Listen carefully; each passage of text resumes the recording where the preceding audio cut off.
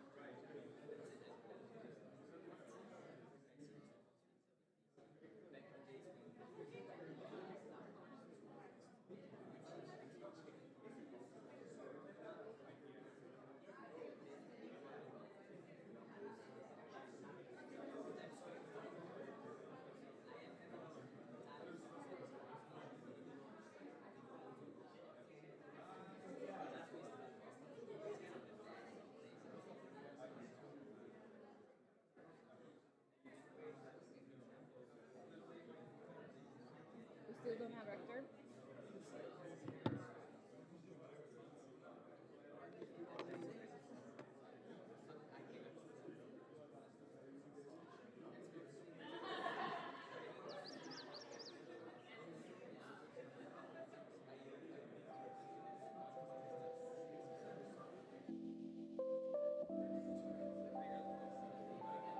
Do you hear any music?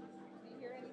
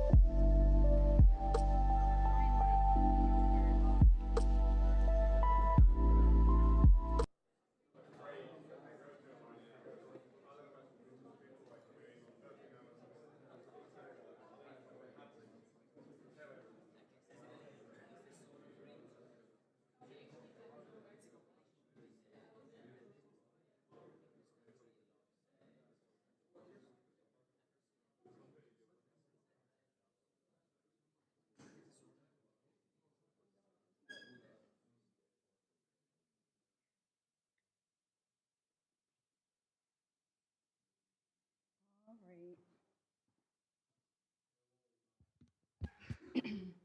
Hello and good morning. Sorry for keep you guys waiting, I think, but we're kind of starting on time. So welcome to Estonia and welcome to TalTech. I am Aisha Noor. I will be your host for today. A little bit about me. I'm a recent graduate of master's program at TalTech, and I just finished my mandate as a president of Eastern TalTech IC. I hope some of you have already heard of that. If not, then you would have more opportunities. So I'm super excited to see you all here, new faces, fresh starts, and talking about this hall. We're here today for orientation, and you guys would be hearing a lot of information, which is really important, and you wouldn't want to miss out on that. And so just moving on. This is the schedule, a little bit of snippet of schedule, what we would be covering. We have a lot of important things about studies, about student life here, and we're gonna dive into it a bit later. So we do have this little segment after each presentation where we would have a Q&A session. I would really recommend everyone to pull out their phones or laptops and go to the website, Slido, and use the passcode, which is on the presentation. And I will give you guys like 2 minutes so everyone is on the same page.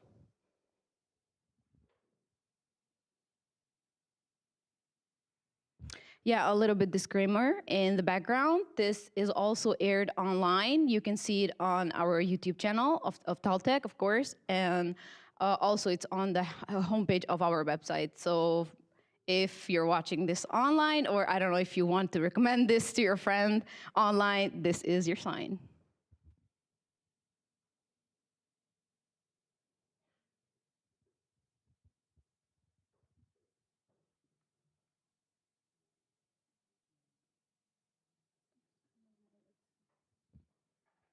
If you have any trouble, feel free to raise your hand right now regarding Slido if you cannot figure it out. But basically, you have to go to the website, and I think it will ask you to sign up. Don't sign up, just push that button, and then it will ask you to enter the passcode.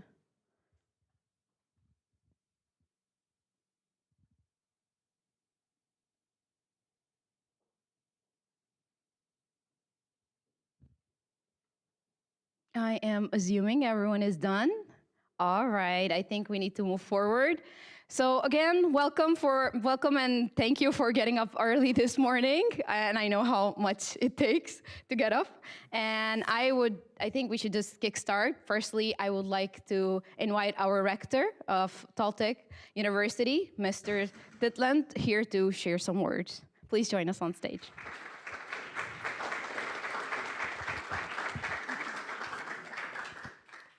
Good morning. So welcome to TalTech, Tallinn University of Technology. So I would like to ask, to start asking, can you raise hands for our first time in Estonia? Wow, wonderful. So you will have plenty of opportunities and chances to get to know Estonia. Probably you know that Estonia is not a small country. Well, Estonia is a very small country. So our population is just 1.3 million, like any average city in Europe or United States, or average village in China or India. But being small country, this means that there are a lot of chances to get to know each other. So as compared to bigger countries. But yes, once again, I would like to welcome you to our university, and I just will introduce myself first, start introducing myself first. And I would just like to say that I think studying abroad or getting this international experience is actually an incredible experience, because I know that from myself. I studied, my first studies were here in Estonia, bachelor and master level in chemistry. I specialized in biochemistry. And then I moved on to Stockholm University in Sweden to take up PhD studies, where I got my PhD degree in neurochemistry and neurotoxicology. And then I went abroad first for 3 months, but I stayed 16 years. So, but finally I came back to Estonia, and at this university at TalTech I have been director now for almost 3 years. So about very briefly about TalTech. So you will know, of course, and you will be in very good hands. You will be guided. But what I would like to just mention or emphasize that TalTech is, as its name says, Tallinn University of Technology, or it was also called Technical University. We are the only technical university in Estonia. Well, once again, Estonia is a very small country. You are not expected to have many universities because a number of students is also rather limited or rather compact, which is also good. But yeah, but we are the only technical university, and we have been the only technical university in Estonia almost for 105 years. So actually this September, very soon, in 3 weeks, September 17th, we will be celebrating. There will be an 105th anniversary of this university. Of course, there have been different times during also in our history. Estonia is, you might know that Estonia just celebrated on 20th of August. A few weeks ago, we celebrated 32 years of regaining independence from Soviet occupation. And well, before that, in our history, when TalTech was, our predecessor of TalTech was established, was the beginning of when the Republic of Estonia was established. So we are proud of that, that we are a technical university, and we have been, for more than 100 years, we have been responsible for training, educating engineers in all technical fields, and we will continue that. But I know that you are not all studying in technical fields, so as being technical university, we are the only technical university. We are also the biggest IT university in Estonia in terms of well, providing IT specialists in Estonia. We are the biggest business school, not only in Estonia, but in the full Baltic countries. So we have School of Business and Governance. I know that some of you, or many of you, will take up studies in School of Business and Governance. We have, of course, School of Science, and we have Maritime Academy. So this is our academic structure. So we have roughly plus minus 9,000 students. This depends on when you count them. 1st of September, when academic year starts, let's say 9,000, and then when we send numbers to the ministry, because they also want to know how many students study in the public universities in Estonia. Then in the end of October, the number is a little bit smaller, but this is our duty to keep you busy here at the university, and our biggest challenge, of course, is that well, biggest challenge and also biggest duty is that you, all of you and all students actually get good education, and we will do everything to provide you good education. We have more than 10% of our student body is international, so you will have opportunity to socialize with your fellow students from many different countries. We used to have more than 100 countries, I think, today after COVID time. And yes, we have, I think, some from 80 different countries, so still from many different countries, mean the different cultures, which is what we all value, all cultures at our university. And our academic staff is even more international than student body, so more than 20% or almost 25%, a quarter of our academic staff is from abroad. So you will have opportunity and chances to socialize, to get to know your fellow students from abroad, from different countries, but also from Estonia. And just advice I would give you as an Estonian to how to, well, what to know, that when you will socialize with Estonians, they might be shy in the beginning. So this is our nature, that we are not speaking not very loudly, and we are, I mean, we are rather talk slowly in the beginning, but there is a kind of slogan says in Estonia, that eestlasel on raske saada vedama, aga siis on raske saada pidama. So this is the translation, is that it's difficult for Estonian to get started or get going, but then it's difficult to get stopped. So hopefully you will see that, and TalTech is also well, by far, this is not my opinion, but is by far the most active university in Estonia in terms of having student organizations.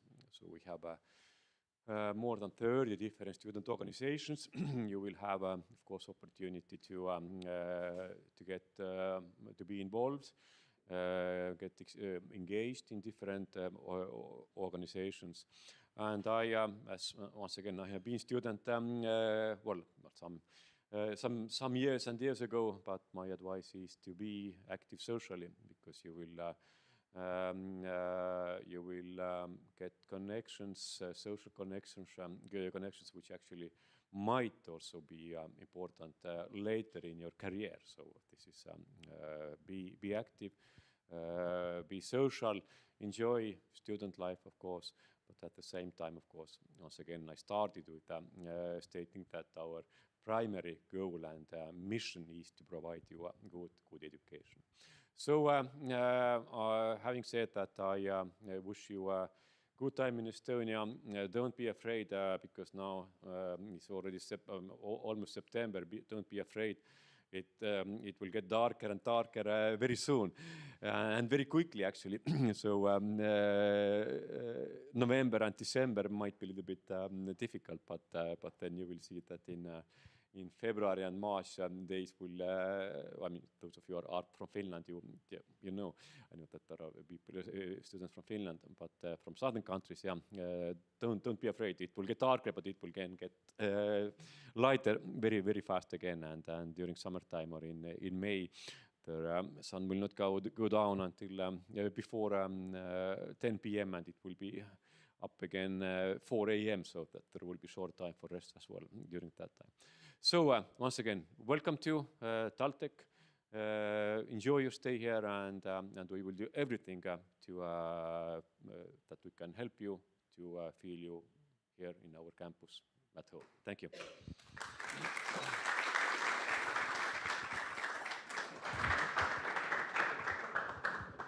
Thank you so much, Rector, for your warm welcome. We will be doing a little bit of activity. It's called What's in My Bag? So I hope everyone has a bag, and we will be basically just diving into the bag and the contents and try to reach and spot the same things that I'm getting out. That's the whole point. So let's see.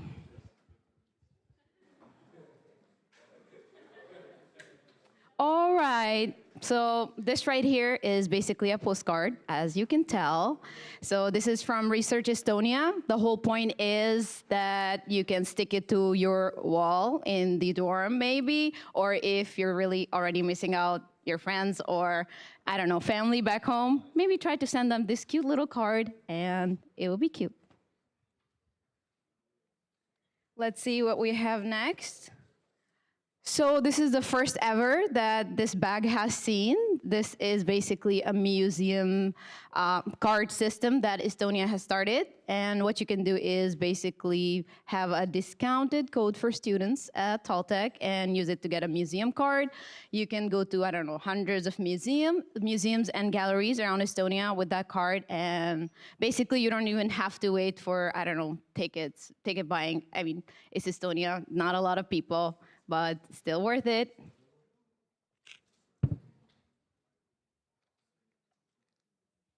All right, so we have this little bookmark. Wow, spot on. So we have this little bookmark. If you do get time to scan the QR code, I actually did it yesterday, and you would be able to go to a website, which is basically, we will be talking about it later, but a little hint, it has airplane involved, so you might be going abroad. So yeah, check out this maybe right now. All right, let's see this. Did everyone get these candies? Amazing. So basically, this is not just a regular pack of candies. This is, ooh, okay, amazing. We're enthusiastic today. Amazing. So this is not regular candy. This is basically Kalev, and it's, of course, it's our sponsor for today. And if you don't know a bit about them, they're actually national favorite in Estonia. And if you happen to go to ESN office as well, you would see 90% of our candies are from Kalev. So give it a try. You have a whole pack. Enjoy. Ooh, we have this little cute circle. It's basically Tartu 2024. If you don't know already, Tartu is another city in Estonia. And since I moved here 2 years ago, I've been seeing Tartu 2024, and it's finally here. So all you can do is scan this QR code. They're launching in October, this year, and you can get a free drink. They actually have really amazing programs involved, but the main thing you need to know is Tartu 2024 is basically European capital of culture, so you would want to check that out as well. I think we're left with three more things. So I don't know if you guys know about reflectors. Did anyone get it? All right. So basically, a thing about reflector is when I came here, I was super shocked, like, what am I supposed to do? What's really going on? So in like a month, you would find it out. Basically, around 3 p.m., we get really dark around Estonia and in Tallinn, and you would want to use these. It's not mandatory to use reflector. It was, but now it's recommended because you don't want to get hit by a car, or I don't know, you really want to be spotted in the dark. So I don't know, you can use the threads to, I don't know, use it around your jacket, around your bag. So use the reflector to be spotted. All right, we also have sticky notes and pen in case you want to use them right now to make notes. And we have a map, because TalTech is huge and it's really hard to understand your way around, and you want a map. This is also available on TalTech's website as well, but a handy map doesn't hurt anyone. So use it around. If you're lost, like really lost, and the map cannot help you, reach out to someone near you. All right, we have survival guide. It's one of the last contents in my bag.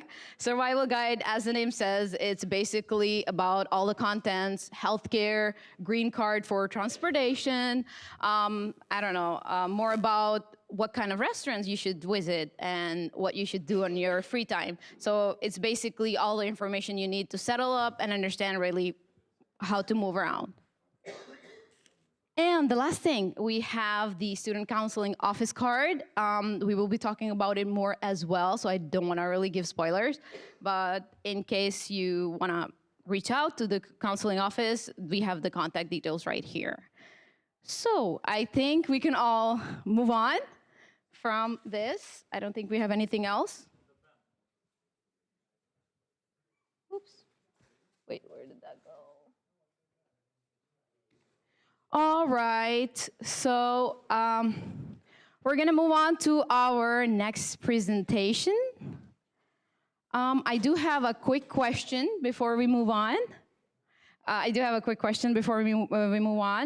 So, in case anyone who's online, who's really really confused about where to get the bag, they didn't register today, so just feel free to come tomorrow for registration, and also your bag would be with international admission, so you didn't miss out on the bag, and it's completely cool. Right now, I'm just gonna give floor to Karolina Ribane. Feel free. This is yours. Thank you. Is it working? All right, cool. Welcome. I'm so happy to see you all here. So I'm a student union representation. You can recognize us by these jumpers. So we have it written in Estonian in our back. But yeah, if you see ever like these red jumpers, you can always approach us and ask us more about student life.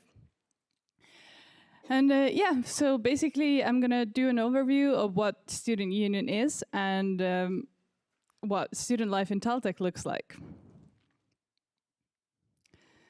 So this is a complicated text, but basically our mission is improving the quality of education. So we cooperate with different parties in the university to making sure that you receive the best possible education. But that also involves you guys. So we can't do that unless you provide good feedback to us. This is like a dialogue in a way. So we could improve the quality of education. We also play an important life in leading the student life. We are like a roof organization to all the other student organizations. We have a lot of them, as you will later see. And we also organize different events and stuff. And yes, this is really important. We have seen that like the biggest value that our graduates say in the university is the people, is the student life. So this is really, really important in creating the sense of belonging and diverse development. And also our goal is making the importance of our student union understood to everyone. So we would be transparent, we would be open to everyone, and everyone could join in. So I told you that we represent the students' voices. So how are the student voices heard? There are many, many decision-making bodies. And this is like a list of these, although it doesn't include all of them. We have TalTech Senate, which is like where all university different parties are included, not only students. There are only 6 student representatives. Then there's faculty councils, curriculum councils, there's like even a student village board, there's library council, sports council. There's like, in fact, we strive to be present everywhere. So everywhere there's a decision-making process, we want to be involved and we want to make the students' voices heard. So I briefly mentioned that before, but what are we doing in Student Union? First, obviously, we're representing students' rights and we're involved in decision-making processes. We're also a very important link in transmitting information. We're the link between the academic staff, students, the board who leads university, and we have a lot of information channels. We have Instagram, we have LinkedIn, we have a blog, the list goes on. We also support the student life, which includes helping new organizations to start. Anyone has a possibility to start their own student organization if one with a similar interest doesn't already exist. We also fund the student events, so we choose which projects and how much money they get. This is a democratic process. And we also organize a lot of different events. We have a lot of sports events, we have a lot of student representing events, and so on. And we also offer services to students. So this might be very relevant to you soon. We have student cards. We can rent out study rooms. If you have walked past how many of you did come from the main entrance? The main entrance, like the one far. Yeah, okay. So if you walked here by the long corridor, you saw some see-through rooms, right? Yeah, these are study rooms and you can rent these out. And this is like a service provided by us. Oh, what happened? Okay. And also, yeah, information, obviously. So one of our most important bodies in the student union is student parliament. And this is the highest decision-making body representing students. They form all the students' views and decisions, and all of schools of TalTech are represented in the student union. There are also international students welcome there who can apply. And at the moment, we have 2 international students in the student parliament. There are altogether 15 members. And what do they do then? They formulate the students' views. They keep an eye on the finances. They control the work of the board. And yeah, this is the gist of it. So, how many of you went to the kickoff event? Ooh, did you like it? Was it good? Yeah, the rain wasn't good, definitely. I hope you didn't get ill or something. I know some people did, but yeah, this is. Yeah. Yeah, we've been lucky last 3 years, but this year, I mean, we had it coming. But yeah, this is one of our biggest events. If we include all the international and the Estonian students, we had more than 1,300 students registered, which is huge. yeah, I'm not sure. I think we had about 800 showing up with this kind of weather, which is like pretty good, I think. Also, one of the main events is March to the Toompea. This is something that's probably you don't know about because it's related to Estonian Independence Day. Basically, everyone wakes up early in the morning to march to Toompea, which is like a tower, and then they raise our flag and we sing, and there are some speeches and stuff. But this is like a very patriotic and nice thing, a tradition that we always engage in, and our student union is always represented there. So, what do you need to know about the student union? Our room is U01 217. If you don't know what that is, then basically, once you find out which the student house is, then like it's on the way to the student house. And we are open every day from 10 till 4. And we offer different services. So we have IC cards. Who knows what IC card is? It's yeah, okay, cool. It's an international student ID card. We have student caps, TalTech rings. You can book meeting rooms. We also have weirdly many saunas in this building. Like, there's like 9, I think. Yeah, and one of them is on the student union. It's a really small sauna. And you can get help with creating a new student organization. I mentioned financing before as well. And if you have any problems, we are here to help you. And our email is below, so. So a little bit about the IC card. I really recommend that you get the IC card if you don't have it yet, because it has a lot of benefits. You can rent study rooms with it. If you don't have this card, it's going to be really complicated for you to rent these rooms. Basically, they work as an access card. Also, they work for the sports club and public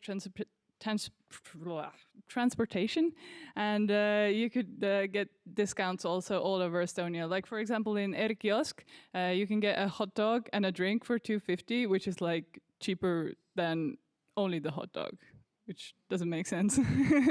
But yeah, just get the IC card. And if you want to apply, scan the QR code or come to the student union office, and payment is by cash. So, yes?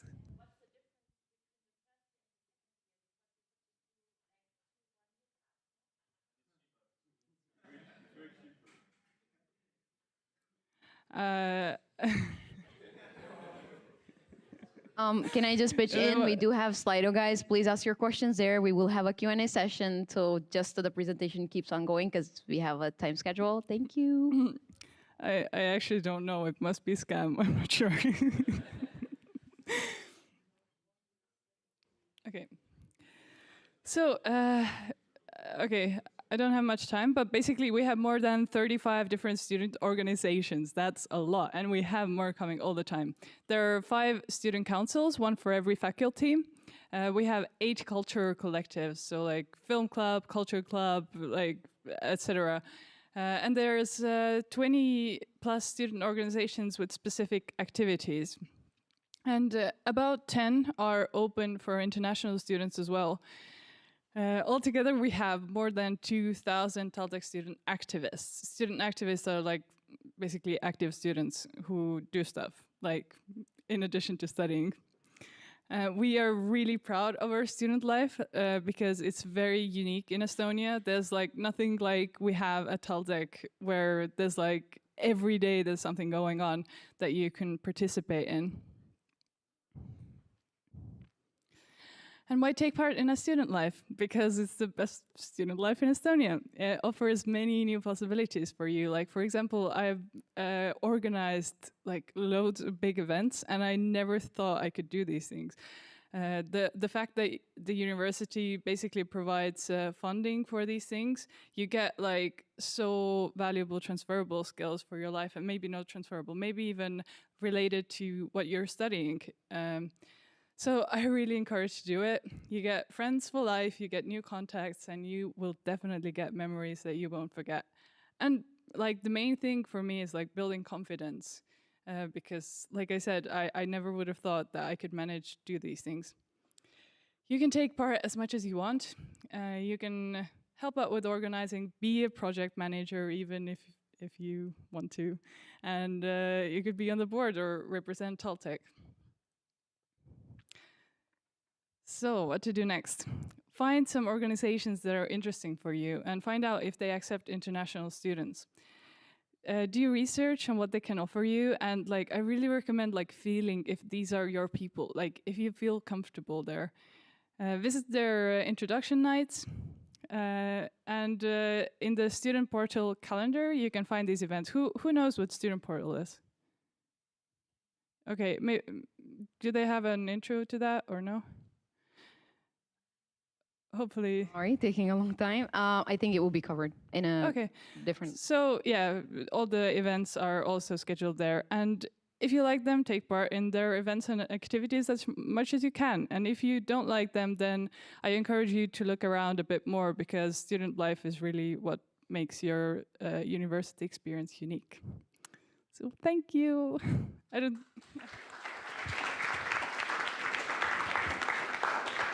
Thank you. Thank you, Carolina. We're just gonna jump to the questions right away. I hope you guys asked like really good ones. So, all right, guys. I cannot find the questions. Do you not have any questions? Are you sure about that? All right. Okay. So number one, would that be possible to book a meeting room by using virtualize a card? And is there such a thing as virtualize a card? I cannot answer that question at the moment. I recommend you email the email before. Oh, okay, it's also on this slide. Just email that contact, because I'm not an expert on the IC cards. Yeah. All right. And do we have free public transportation with Isaac card? Again, I'm not sure.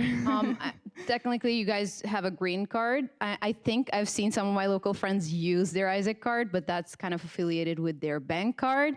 But the safest and amazing option would be to get a green card, which is around €1, and you kind of get it, I think, connected to your, I don't know, TRP or something, and then you can, basically then it's free. So it costs around €1. Yep. And I think that's all from the question side. Yeah, can I get an Isaac card if I'm a minor, not 18 years old? Yes, ISIC cards are available for all students. All right, guys. We have, will we get a TalTech Uni card? So the ISIC card also serves as TalTech UniCard. Amazing. Guys, if you have any questions, shoot right away. We have time. Where do we get the green card from? To be honest, you have a survival guide. It has everything that you need regarding it. Just open the page 37 or 32, I'm not sure, and it has everything. Because I don't honestly remember. My brother helped me with that. So if you know anything, please pitch in. I can better answer the questions about student life and events. So yeah. Do we need the e-residency for free public transport? So basically for public transport, you really need to have some kind of visa, any kind of TRP as a foreign student. I know more about non-EU than EU, but I think even EU needs to get some kind of document, which is like basically why you're staying here, you're a student or whatever. So you must have some document. That's what you're affiliated with. So yeah, I would say that. Okay, there's a question about the sports club. So do you have a sports section separately, or should I cover this? We do actually. Okay. But if you want to go ahead and throw some light, feel free. I mean, there's going to be out timetables where you can attend the sports events, and then you just need to go there at a specific time, and then like you can join the team probably. All right. We had. What would you recommend to get the student card with the Swedbank option? I would actually recommend the SEB bank option because Swedbank cards tend not to work with these doors. So if you have the option, I would highly recommend the other bank, SEB. I think there's an important question. Is it possible to balance work and study? Oh, wow. It's very difficult. Like anyone who's ever done it, we have a lot of these students in student union because these are the most active students who try to do everything at once. But it's very taxing. And I don't recommend you work full-time and study like full-time because it's not very realistic. Like you're gonna suffer probably in both of those. It's okay working half-time or part-time and studying full-time if you can do that, but it's still gonna be like difficult. Yeah, I think then are there places? Yes, there are choirs in For a TalTech as well. choir. Yeah, there are several. There's like a chamber choir and a female choir and male choir and yeah. But Yeah. I think they mostly sing like Estonian repertoire. I'm not sure if they accept, but again, like you need to like contact them and find out whether they can accept international people as well.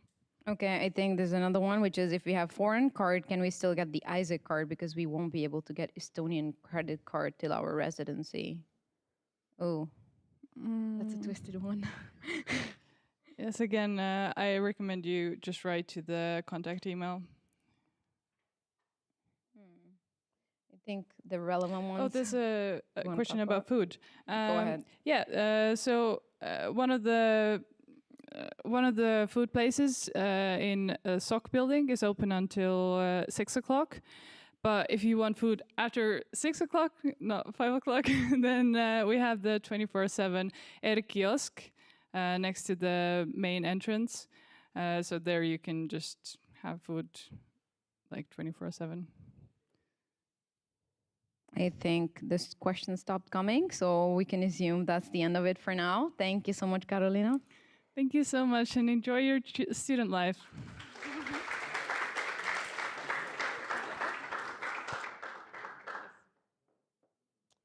So next up is ASE, a little bit about them. It's a African Student Association. Basically, it's a student organization, and I would like to call Victoria to talk a bit more about it. And yeah.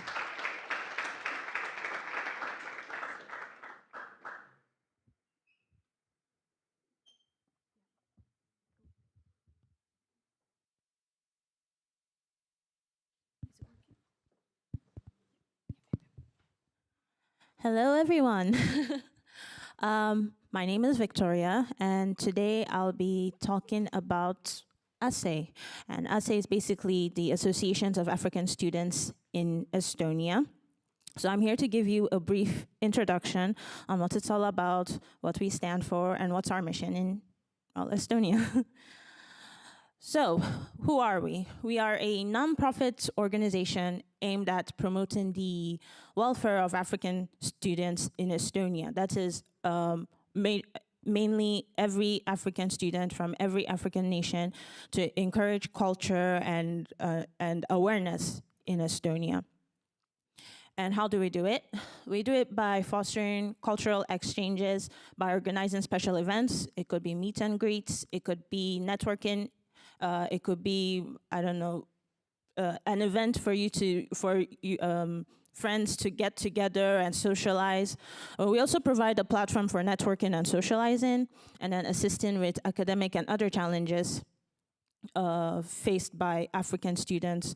For instance, we can have African students coming into Estonia to study, and sometimes they have issues with maybe accommodation, where to go, they're left on where to go, left, right, up, down, center. So we, as an organization, we are formed by a group of people who have been here in Estonia and know the way around, and therefore we're able to provide back information and directions on where to go. And finally, we also promote African culture within the Estonian community, meaning that we want to bring our culture and make it known to all of you in Estonia. So, yeah. So we, in our organization, English. And the organization is made up of our president, Faustina Eke, and our vice president, Samuel Akpordev. I might have pronounced that wrong, pardon me. They are the ones who officially make like the final decisions and take the major decisions in order to help the organization move forward. And we have our general secretary, which is David Obembe, and financial secretary, Christine Odieta, and also our welfare director, which helps in assisting in financial areas in the organization and to other students as well. And then we have our director of socials, Akindele Akinkoye, who organizes the social events and organizations and parties, networking. And then we have our country representatives, whom are representatives who represent each and every single African nations, Ghana, Zambia, Nigeria, you can name any one of them. And I, Victoria, I am the public relations officer who serves as a gateway between the organization and other students as well. So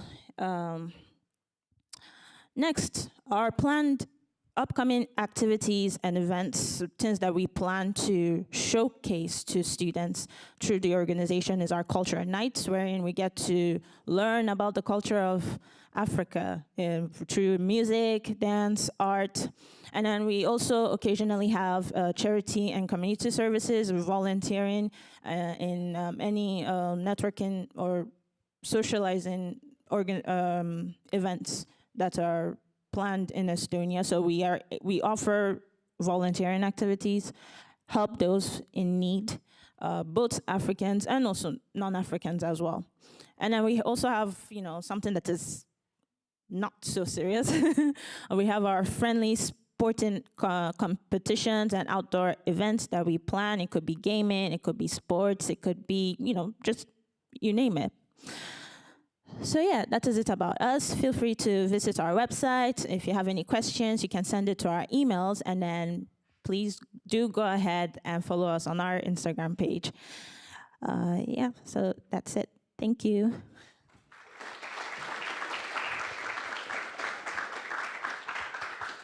Thank you so much, Victoria. All right, I only see there one question, which is related to, okay, let's dive right in. So hi, is there any organization specifically for LGBTQ plus students? What is the situation regarding that in the community in Estonia?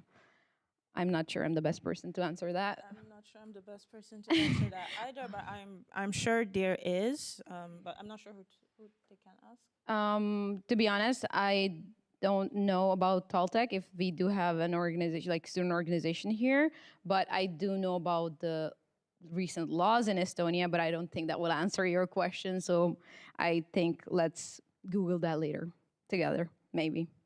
If there's any other question, please feel free to dump right now. Okay, I think then that's all. Thank you so much, Victoria. Thank you. Okay, guys. So next up, we have Katri Kadakas, which is going to be talking about a lot about systems that we use as students, and you really want to pay attention to this because this is long and this is important. So Katri, please.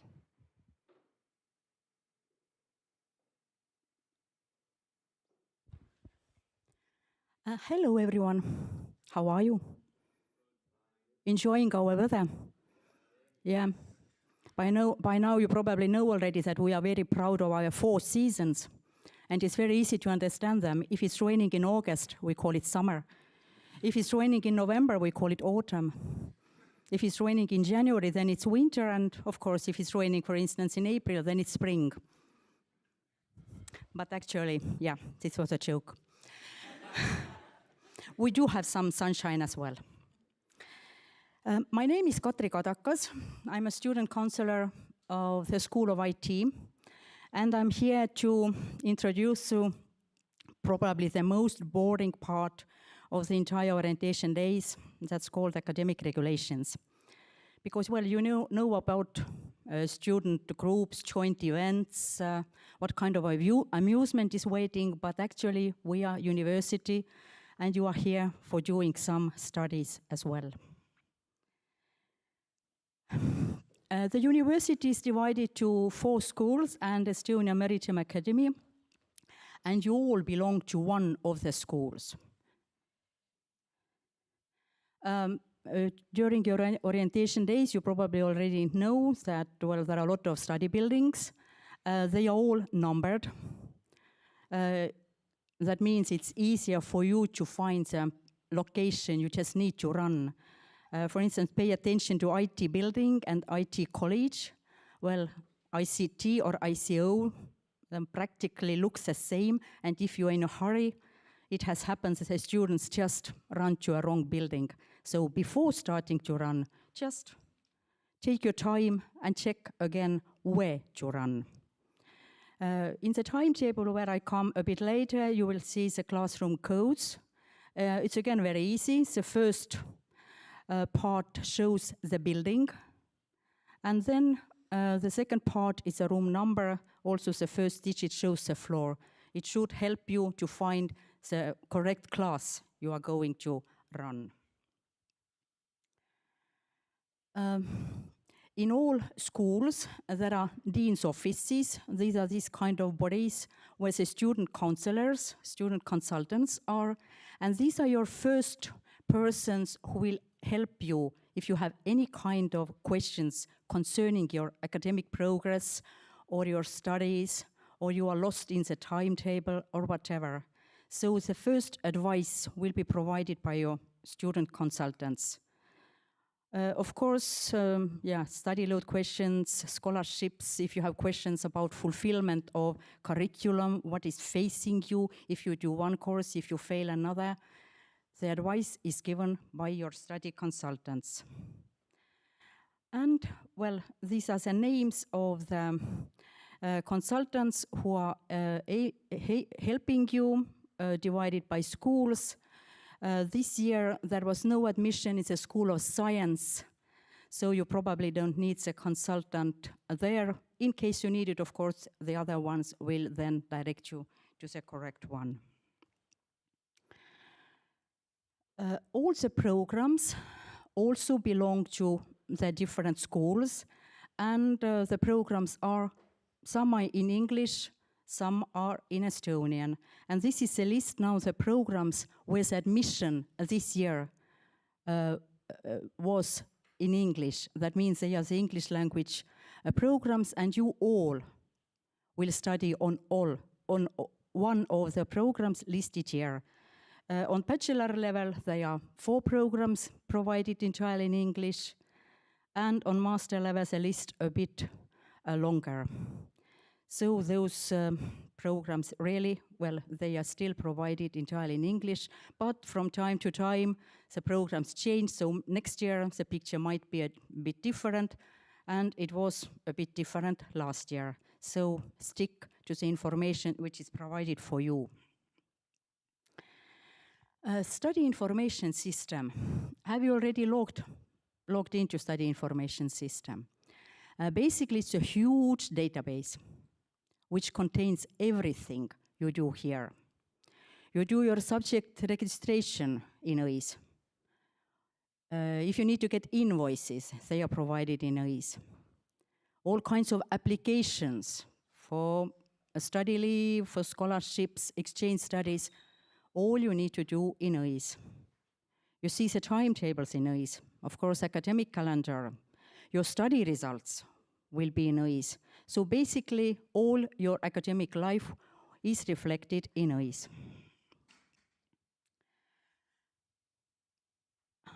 You all are now matriculated, yes? That means you all already received student code. It's a unique number generated especially for everyone. And this is a number to identify you in the study information system. So please remember it. And if you go to Dean's office, tell your student code. If you send any emails to any officials in the university, also write your student code. If you pass or do any exams, course papers, essays, whatever you need to present, also include, together with your name, your student code. The student code itself is very easy. The first 2 digits show the year of your admission. So in all of you, it has the numbers 23. And the last part shows the program you are studying on. But if you just, well, for instance, come to Dean's office and say, "Hi, I'm John." "Hello, John, how can I help you?" And then you, well, ask all your questions, but we can't help you because we need to know what have you done? What is the problem? What are your performances? What is the course of the problem? So we start looking for you in the study system by John, but we even don't know, is it your first name or last name? Maybe you're Jonathan, but just friends call you John. Maybe you belong to another faculty. And if you start, well, searching in the system, it will just take a lot of time. Of course, we might also ask for your ID card to see your name, but some of you have very specific symbols in your name. We don't even have them on our keyboard. So you see, it's much easier to locate you and see who you are if you tell us the student code. Save it somewhere. Or just every time you go to Dean's office, log into EASE and you will see it on the top bar next to your name.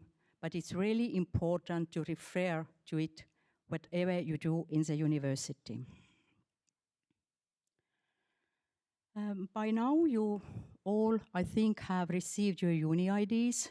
That means you can access the study information system. You can log in with your uni ID.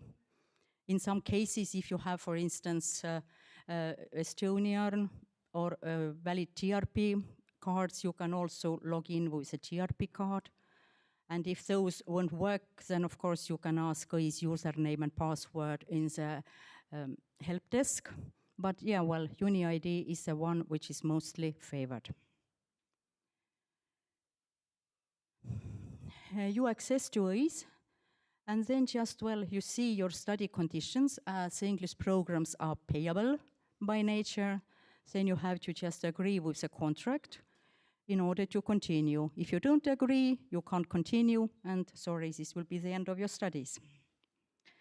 And of course, keep your data valid. If you receive an Estonian phone number, input into your data, because we sometimes need to contact you very urgently. Then it's much easier to call you instead of, well, trying to find you in other ways. Academic calendar. Well, it's one of the most important documents which are provided and created for each academic years. And it shows the most important timelines you are facing. Well, end of semester, holiday deadlines, examination deadlines, defense deadlines, end of semester, and we all have to, well, stick to these timelines. The timetables are also in EASE, and they are divided by schools. Have you already checked your timetables? A bit messy, is it? If you just, well, start from the beginning, then the first time it's a bit messy, but later on it just, well, goes much easier. The timetables are divided by schools and also by the programs you are studying on. If you take your program, you know the abbreviation, then it's easier to find the study groups. Well, and there are digits behind the program abbreviations. It's also very easy. The first digit shows the semester, and the second digit shows the study group. In case of one specialization, well, the study groups are formed according to alphabet. And in case of multiple specializations, for instance, in master programs, then the study group shows the specialization. By now, I think it's not fixed yet, so you see only the digits, not the name of the specialization. So you just need to find out what is your specialization to get the correct timetable. Of course, in the timetable, you see that the weeks are numbered. It's called study weeks. So if it starts from next week, then you just need to go to the class from the week 1, but sometimes the courses start later, so no need to run next week. That means the course will not start yet. Next week will be the first week of academic calendar, and it's not the same as normal calendar week, so it's also reflected in timetable section. If you go there, then you see what is the present week.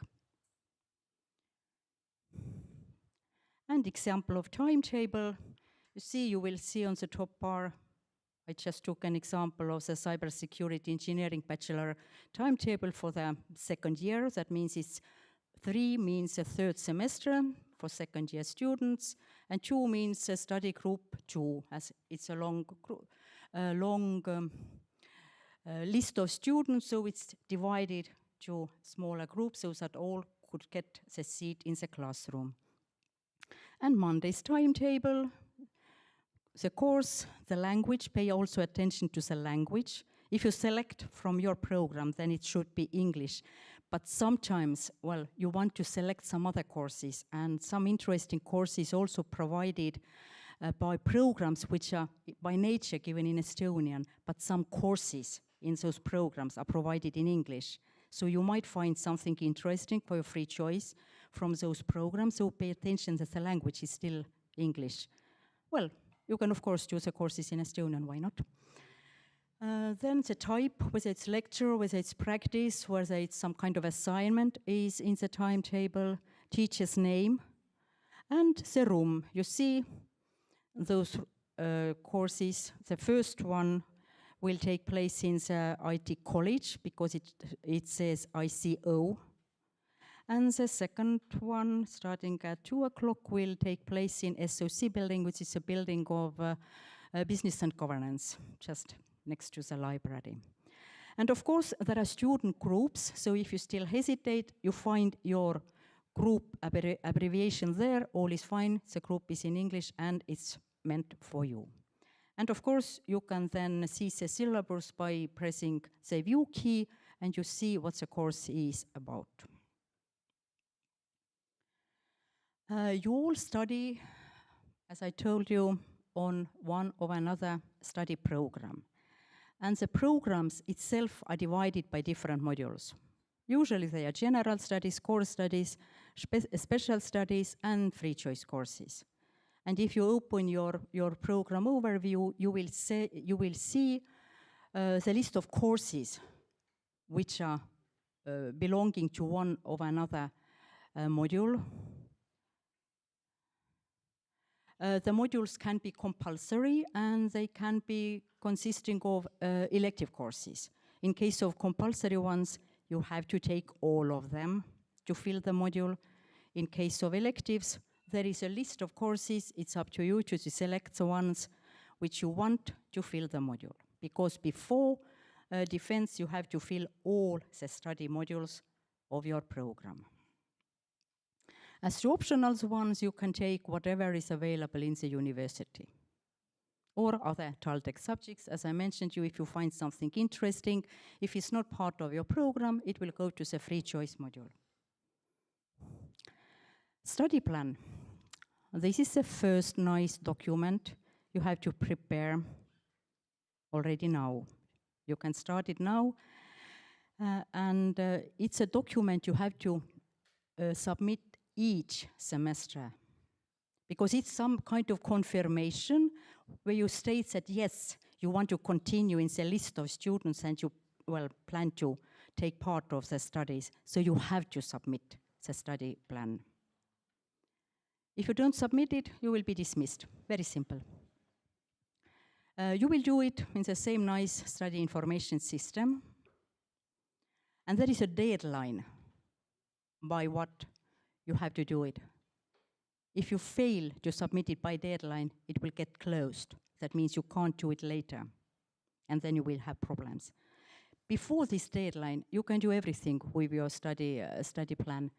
Add the courses, delete the courses, save it, submit it, retract it, make the changes, submit it again. The last action you do should be the submission, because very often students think, oh, I thought I submitted it, but it's still not complete. That means it's not submitted. Then we start, well, phoning you and writing you what is going on. Are you going to take the courses or will we dismiss you? Actually, we have the right to dismiss you immediately. And the deadline is September 11. As I told, this is a fixed deadline, and after that, you can't make any changes in your study plan. Now, in some cases, the lecturers might cancel your declaration. For instance, you wanted to take a course of programming for your free choice courses, but it turns out the class is full.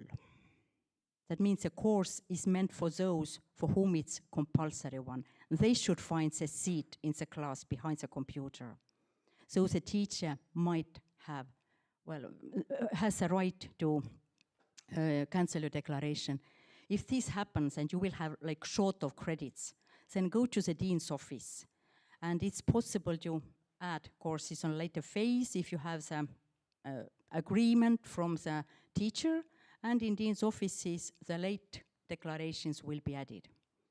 But first, go to the dean's office. Don't start waiting. Maybe it will just somehow sort out. No problems get sorted out themselves. You just need to do something, either to prevent them or to just deal with them. As to free choice courses, there are some examples. You can study languages. Estonian language is provided by many programs, so you can just, well, add them into your study plans free of charge. Some are for bachelors for 3 credits, one is for mostly for masters for 6 credits. If you're interested in studying languages, you are welcome to add them into your study plan. The basic rule for languages is that you go to the first class, because in the first class, the subgroups are created, and then you will know the teacher's name and where your exact timetable will be. Additional information is provided by the Language and Communication Center. There are also some different languages which you can take for fee. Then you have to do it via Open University in case you are free of charge student. But also information you can see in the homepage of Language and Communication Center. Of course, you can take physical education. There are 2 courses meant for students. If you declare them, then you will get access to sports facilities. And there are like 4 different groups where you can just make your choice: group training, gym, ball games, and badminton, table tennis. And the codes also provided here if you want to take some physical exercise for your autumn semester. You are welcome to submit into your study plan the code MK3001. And of course, more information, how to just well pass the course, what actions you should do, how many actions you should attend, etc., is provided in the on the university's website if you take sports and then continue there. Now we are still in our study plan. Now you have selected the courses, and please do the final review. Make sure that you have declared the required amount of credits. Make sure that the professor's name is correct. If you don't know, go to the first class and ask the professor whom to declare, because sometimes it's for lecturers, sometimes it's for those persons who are given the practical assignments. So make sure that you declare it to the correct person. And of course, make sure the course is in English. If you go to the first class, which will probably be in the week 3, and then you discover, oh, oops, it's in Estonian, then the next step, well, actually you have 3 options. You can just, well, sit down and start crying. You can just, well, go to the first Estonian class and say, now I just need to master Estonian in 1 week probably. Or you go to the dean's office and we will help you fix your study plan.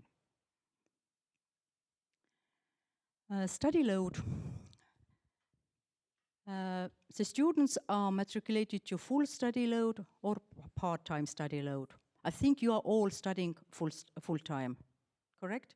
Is anyone studying part-time? Probably no. Study load is calculated at the end of each academic year, and there are certain requirements concerning your credits, which is taken into account. For continuing on full study load, you need to do at least 45 credits in an academic year. If you do less, you will be transferred to partial study load, and that means you will continue studies for fee. You will lose the right to your TRP in case you have TRP. You can't apply for scholarships, etc., etc. So do your studies in a required amount. And if you fail to meet the requirement of part-time lowest requirement, that means 15 credits per each study semester, you will be dismissed. I'm not here to just frighten you, but these are the rules that sometimes students come to and say, oh, I didn't know that. Yes, you do know that. You just well need to do studies. And the first semester requirement is 15 credits of courses declared in the university. You might think that, okay, you just well get the courses transferred by April, etc. It's all okay, but you have to do 15 credits. Otherwise, you will be dismissed in January. And it's a rule that is applied to absolutely everyone.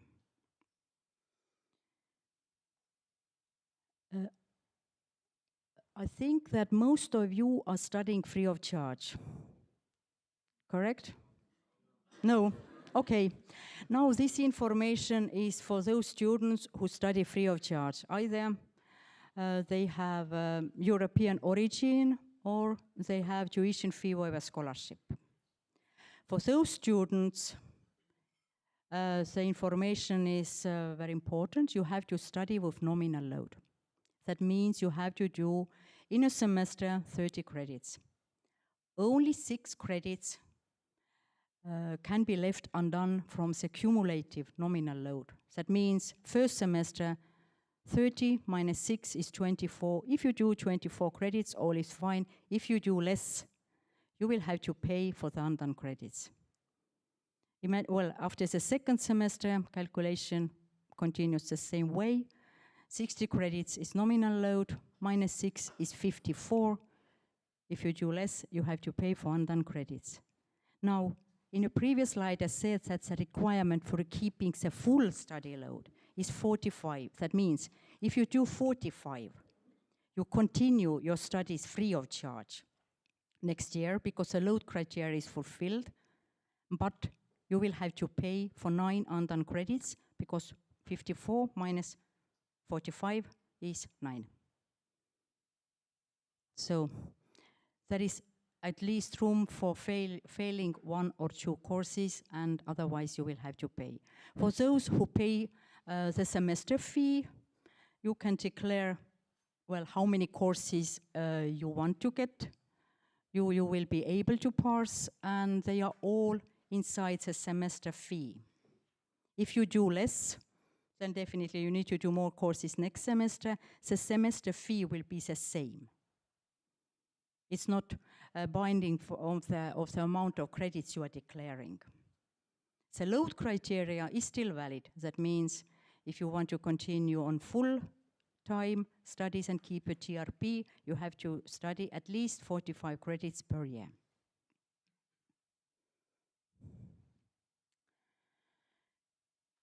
Now you have declared your courses, you have found your classes, you have studied hard and even harder. Of course, you have taken some amusements as well. And the time goes very, very quickly, and suddenly you are facing the exams. Examination periods are at the end of semester, that means twice a year. And according to academic calendar, the first 16 weeks are classroom studies, then we will have Christmas holidays, and basically in January, you will have exams.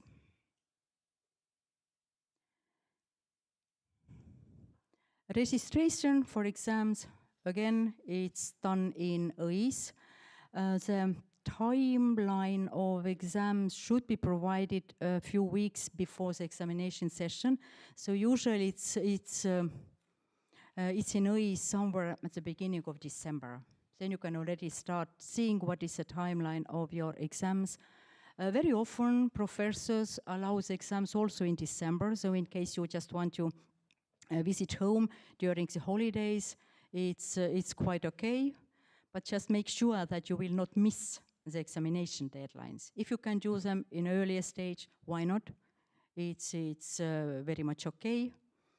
But you just need to be back in case the exams need your presence here. The declarations you submit in your study plan, they are valid for 1 semester. You can do 1 exam 2 times. If you fail the exam and you will have a failure in your study information system, then you need to declare the course again. Next time it's valid in case of compulsory course, because compulsory courses must be passed. In case of electives, if you fail elective course, it's up to you to decide whether you just want to take the course again by declaring it again, or you just choose another course from the list of your elective courses to fill the module. And as student, you can declare 1 course 2 times in the study information system. The 3rd time, if just bad things had happened and you had failed it already 2 times, the 3rd time should be done via Open University. Assessment of academic progress and academic performances. If you think that you are very wise, of course you are. And you think it's enough if you just go to the exam because you know absolutely everything. Then it might turn out that you are not allowed to the exam. Because for each course, the assessment might be different. Sometimes it's ending with an exam, but sometimes the final grade is calculated as a total of different components. You have to do homeworks, you have to do tests, maybe also exam is one of the components. Maybe there will be no exam at all, but all these components you have performed throughout the semester will then be formed into the final grade. The assessment criteria will be specified in the extended syllabus of the relevant course, so make sure that you understand it correctly. If you don't understand the criteria and the requirements, ask the teacher, but make it clear what are the deadlines, what are the conditions, what are the requirements for allowing you to the exam and how the grade will be formed. Sometimes students, they are very wise, they already know how to calculate, okay, I just received so many credits for this test, that means for the next test I can get a bit lower amount of points, and anyhow I will be then able to go to the exam. So far all the students have understood it, definitely you will do it as well.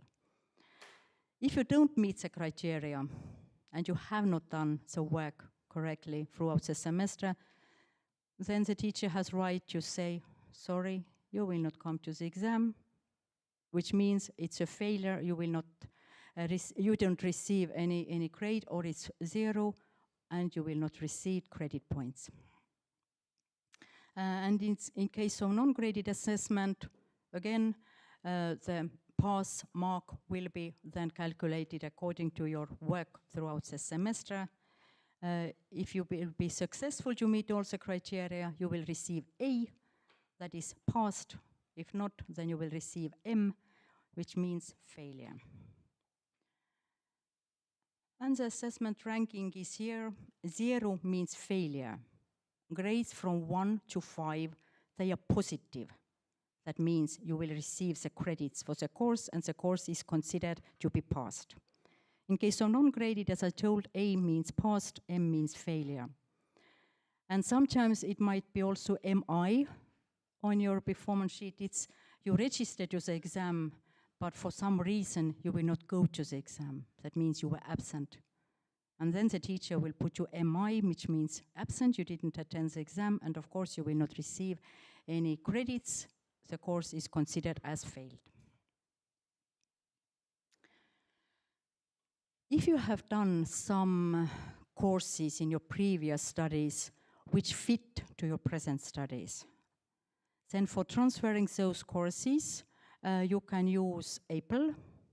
Information is provided on university's website under Võta, because in Estonian it's Võta.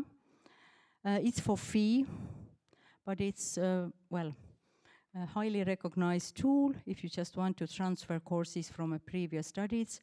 The also applications will be assessed by your program managers. That means it's also possible that you think that you will just transfer something from a bachelor's, but the professor has a right to say, sorry, it's of so narrow or so low level that it's not fitting to cover the course in master's, and it's not assessed. In case of consultant needs or any kind of information required, you can always turn to a program manager and discuss it. And also courses, they are also, well, if they fit to your performances and they are successfully transferred, they will be considered as part of your performances, and the credits go to the credit calculation. So, did you understand something? Anything? Quite messy still? Yes. Actually, there is a nice tool created for students. It's called the Student Portal. And you can log in there with your uni ID. And you will see a lot of important information, which is also very valid for you there. For instance, there will be a checklist, what you should do, where you should go. You will see your student code there. You will see the timetable, which is created for you. That means if you submit your study plan, you have selected courses from the very messy university's timetable, but you have already selected and submitted your timetable. So you see your own timetable in Student Portal. Location of study rooms, you see on the map, if you click, there should be a map opening.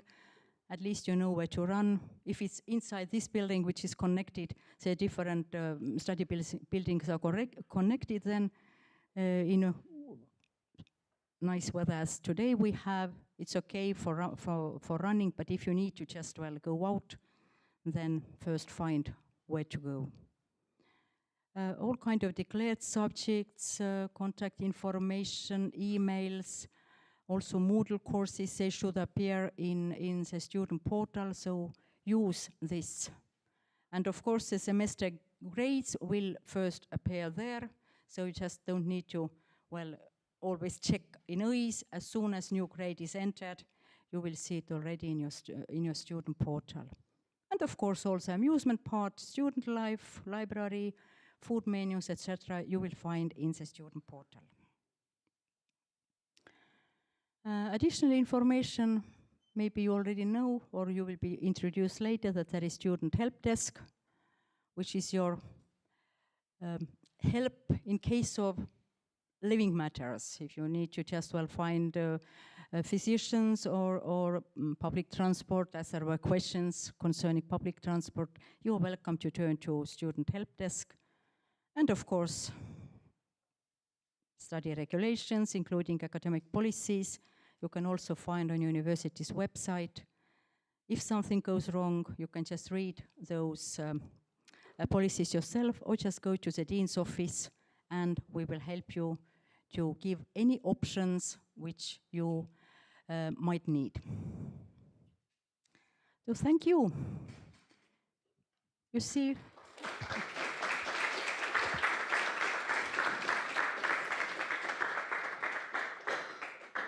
We do have a couple of questions. We can start right away. So one person says that, why is my group number missing in OIS? It's very specific.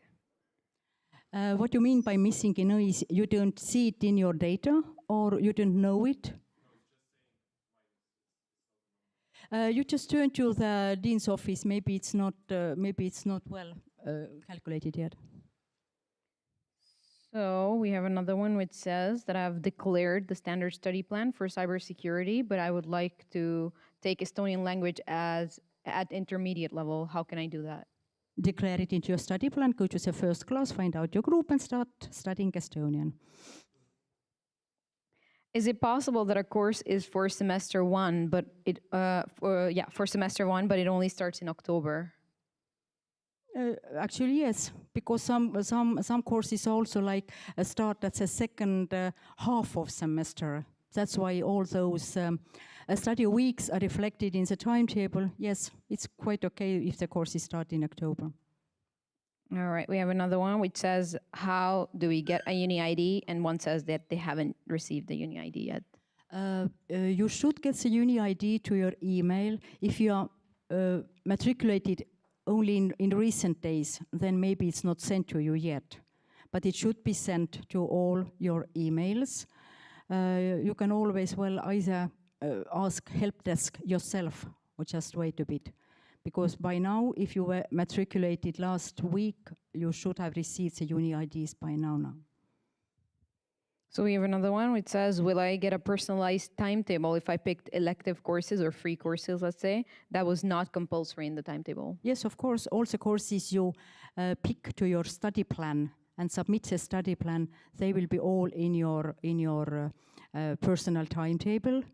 In case of languages, there might be changes because, in the general timetable, like the basic information is provided, but it might turn out that, your classes will take place in certain different timelines. Then I think that you can correct your timetable and then throw out the ones which you just don't need there. Right, we have another one which says, how many courses should each student take per semester? I believe you tried to answer. It's not the amount of courses, but the amount of credits, because most of the courses are 6 credits. There are also some 3-credit courses. We look for the amount of 30 credits. Now, if the course is of 6 credits and 5 courses. Okay, one person says that the basic study plan has no elective courses in the first semester. So is it recommended not to take elective courses in the first semester, or is it not possible? It is possible to take elective courses. The study plans are usually built up so that with the amount of semesters you are studying in masters have 4 semesters, bachelor 6 semesters, will just cover all your studies, and with this nominal study period, you will manage to fulfill all your study modules. In case you want to take more during the first semester and also pick electives, why not? You can always do more. Another one about credits. Should we have 30 credits total for the semester? Should we have 30 credits total for semester? Yes, the nominal study period requires that you have 30 credits per each study semester. But as I told, the calculation is cumulative. That means you can do more, then next time you can do less. If you do 40 credits during first semester, then basically to achieve the nominal load 60 credits by end of second semester, you can do 20 during the second semester, basically. It's always added up. And if you just are very, very good student and manage to do more, then you can do most of the courses during the first years and leave more time for writing the thesis. And I remember there was a question of combining work and studies. So if you plan to take more courses, and maybe it's not good if you start your studies, start your work, but if you fulfill your study program already with the first years, then you can just go to work and then start your thesis writing. But you see that, it is allowed to work, but if you fail to do the studies in the required amount, it will have some consequences to you. We have another one about credits. I think people need to know more about that. So I was wondering how to achieve a 2 years master with 120 ECTs when the study load for one academic year is only 45 ECTs. The 45 ECTs is a full load criteria. For nominal load, you have to do 60 credits per academic year. That means the studies are built up so that the first 3 semesters in masters have 30 credits. If the master thesis is also 30 credits, then you will get your studies done with 2 years. In case you need more time for writing your thesis, if you still have full load at the end of your master's studies and all your studies are completed, then in case of free of charge studies, you can continue your studies 1 more semester free of charge. In case of payable students, if you have paid for instance, for master studies for 4 semesters, then next time you just, you don't have the invoice of semester fee for the 5th semester any longer. You will probably have to pay only for your thesis. But yes, you can prolong your studies in case you will not manage, but then you just should know that certain requirements should have been fulfilled to be able to continue free of charge. We have another one which says, is it possible to switch to partial study load for a bachelor in international business? If you started your studies with partial load, then I think not. But you have to go to your dean's office. If you just fulfill the criteria and you will then do the amount of credits necessary for keeping the study load as full-time studies, then yes, a study load is calculated at the end of academic year, not before. We just can't switch the study load. If you want it, it will be calculated by the system and it will be done at the end of academic year. So there is another one about when will the timetable be, when will they be able to see the timetable? Which timetable me? The general timetable is up already, I think, for a couple of months. But your own timetable, you should be able to see if you submit your study plan. A person asks, when will we get the tuition invoice? The tuition invoices are usually generated by the dean's offices in the study information system in the second half of September. Because we first wait until you submit your study plans, maybe you just decide not to start studies and need a dismissal, then why you just issue the invoice and start cancelling it. So we will start dealing with the semester fee invoices after the September 11 has passed. That means after the declarations have been submitted. So can I take a course that is planned for semester 3 during semester 1? If you manage, why not? But you should just take into consideration that some courses have prerequisites. That means if some other courses are meant to be passed to take the course, then you can't take it. If you think that you have, learned it in your previous studies, then just turn to the teacher and maybe he allows to take it. But basically, no restrictions. If you want to do the courses on next year, why not? Just declare them into the study plan and see that there will be no collapsing with another ones you are meant to do this semester. So it's about, is the uni ID the email that ends with @taltech.ee? Yes. Amazing. What can we do when our compulsory and elective courses are at the same time? If you stick to your standard study plan, this should not happen. In case you just want to select something from next year or from different faculties, then there are different options. If you really want to take the courses, and first go to the lectures and find out where your presence is absolutely necessary. Maybe the lectures are recorded and you can just see the lectures whenever it's suitable for you and take only the classes like which require your presence, like computer classes or any kind of assignments where you just need to be present. Just turn to the teachers and find out. Maybe you can just combine those 2 courses. Another one, do I only attend courses after the registration deadline, or can I already attend the courses next week? My matriculation process didn't start yet. Go to the courses already next week.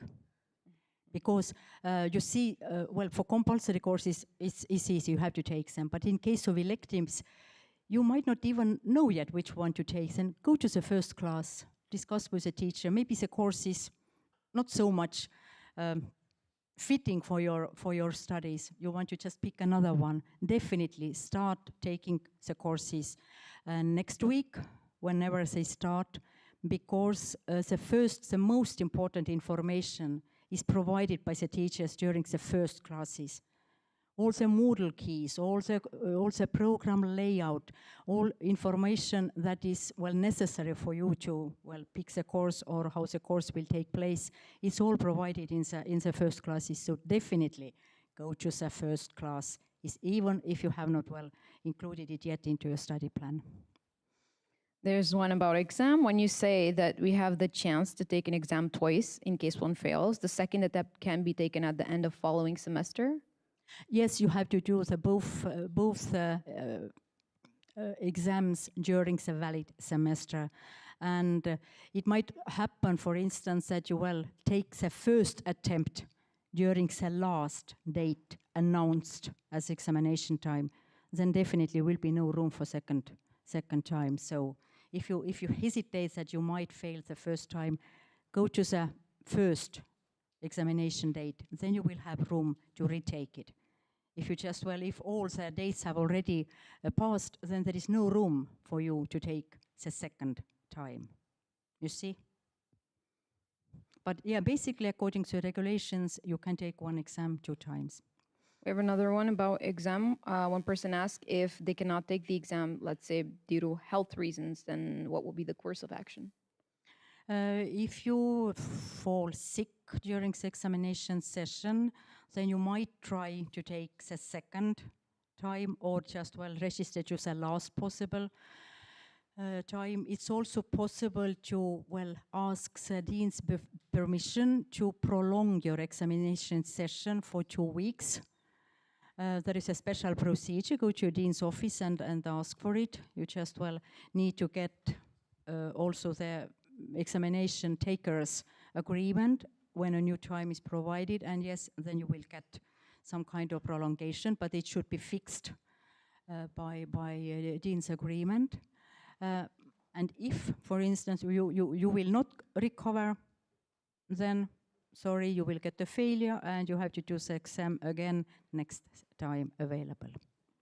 All right, I think we can right now take our last question. Give me a second. It says, will the failed exam be considered in the GPA? Into the GPA, only positive grades will be calculated. And it's weighted average grade. That means all the grades are multiplied to the credits. If you fail, you will not receive any credits. That means it's not reflected in the GPA.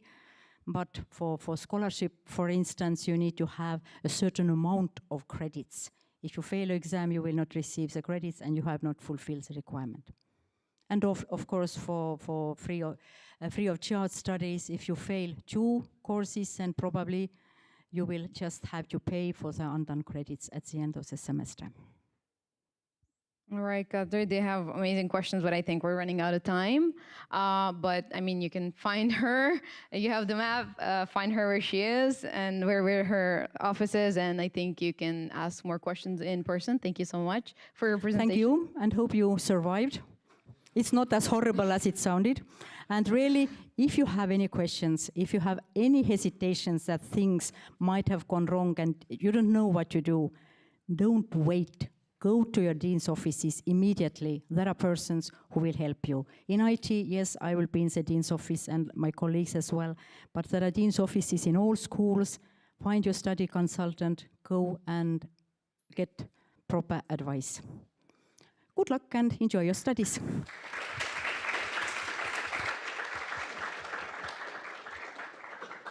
So one last question that was there about, it's all right, I can cover that. It's about presentations. If they will be uploaded on TalTech's webpage, like homepage, and around September. So yeah, you can access them. Next up, we have ESN TalTech IC. And I will be inviting Mark. Just a little bit about him. He is a PhD student right now, and he's also the president of ESN TalTech IC. Yeah, floor is yours. Go ahead.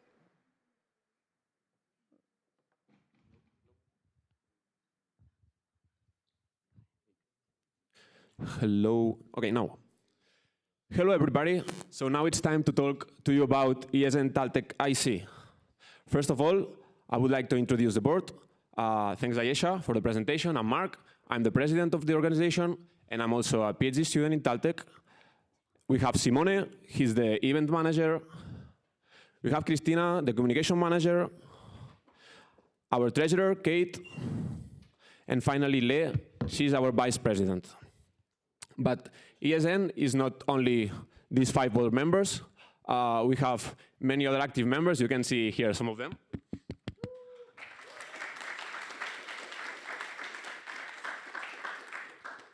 So, what is ESN? ESN is Erasmus Student Network. We are basically the biggest student organization in Europe. We are volunteers, all of us. We are all students. And we are under the principle that we are students helping other students. We are bachelor, master's, PhD students, and all of us are from TalTech. And how big is ESN? So right now, we have 513 sections in 44 different countries, mainly in Europe. And we are structured in this way. In Estonia, we are 5 local sections, and all of us, we are under the umbrella of ESN Estonia. Your section is ESN TalTech IC, so we will take care of you during the semesters, but of course, if you want, you can join events organized by the other sections.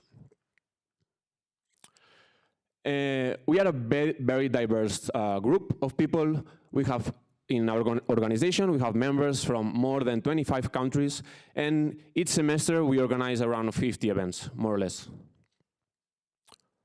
And what do? ESN is not just party. Maybe you have heard about it, but we do more stuff. We have different social causes, so all our events will be included in at least one of these.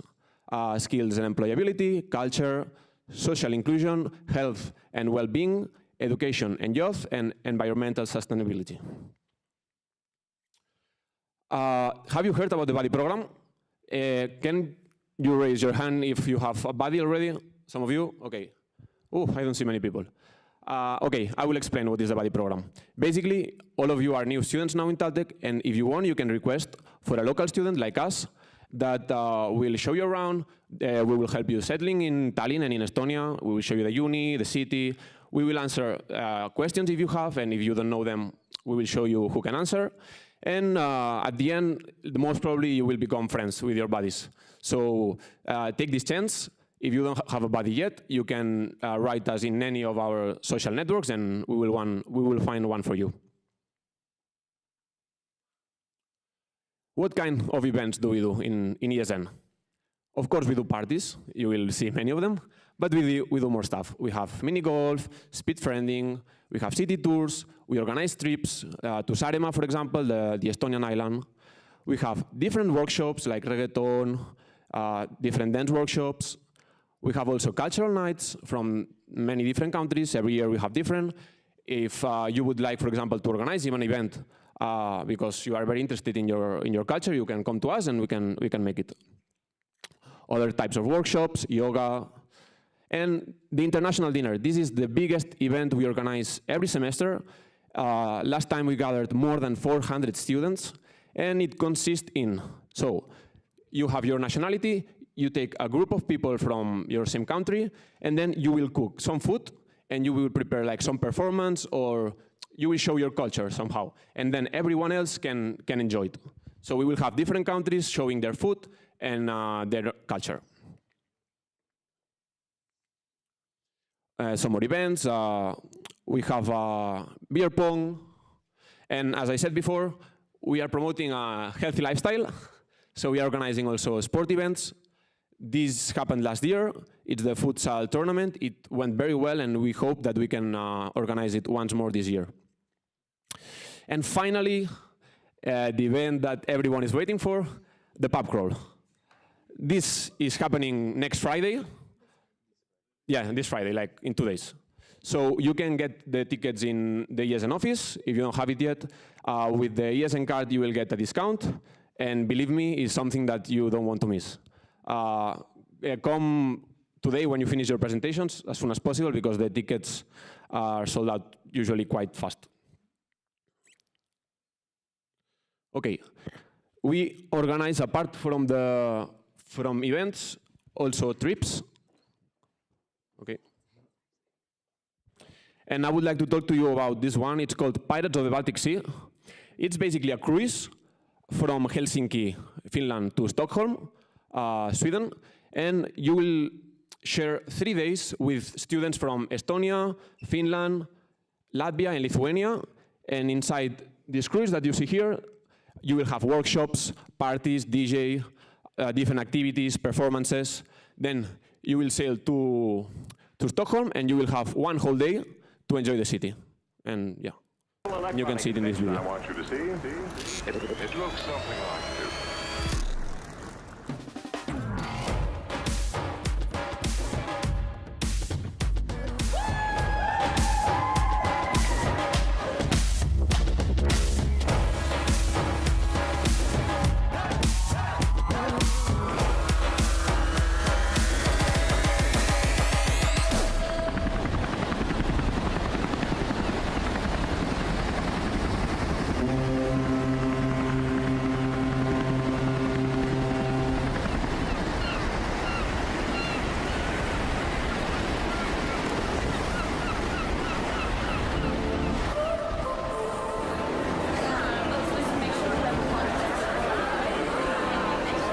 So now you're here again, knocking at my door.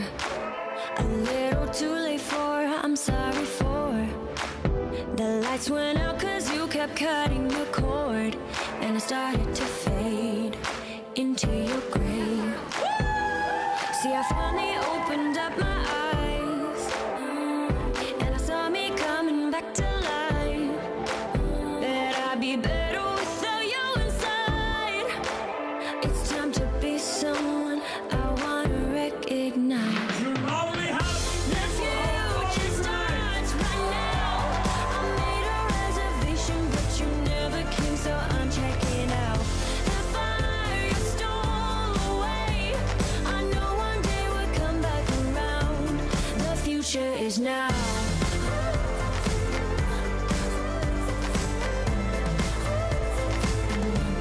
The future is now.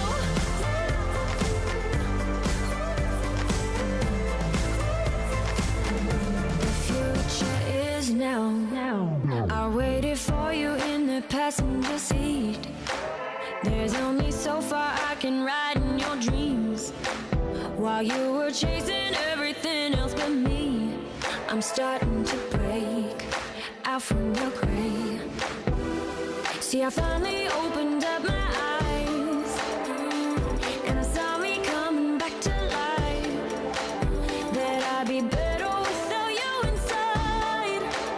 It's time to be someone I wanna recognize. The future starts right now. I made a reservation, but you never came, so I'm checking out. The fire you stole away, I know one day we'll come back around. The future is now.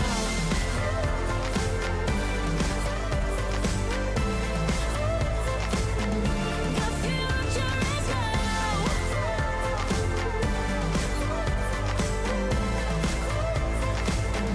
The future is now.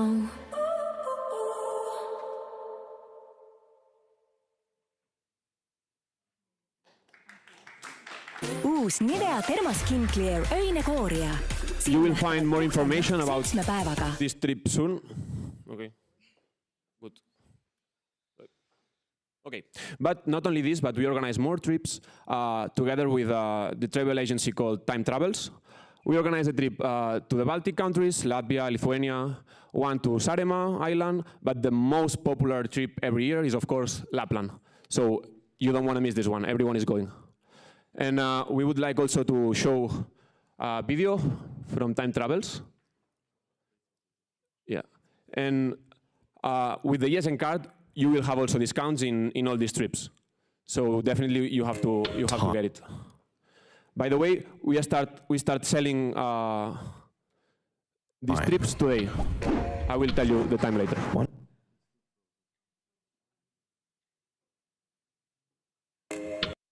Time. Time.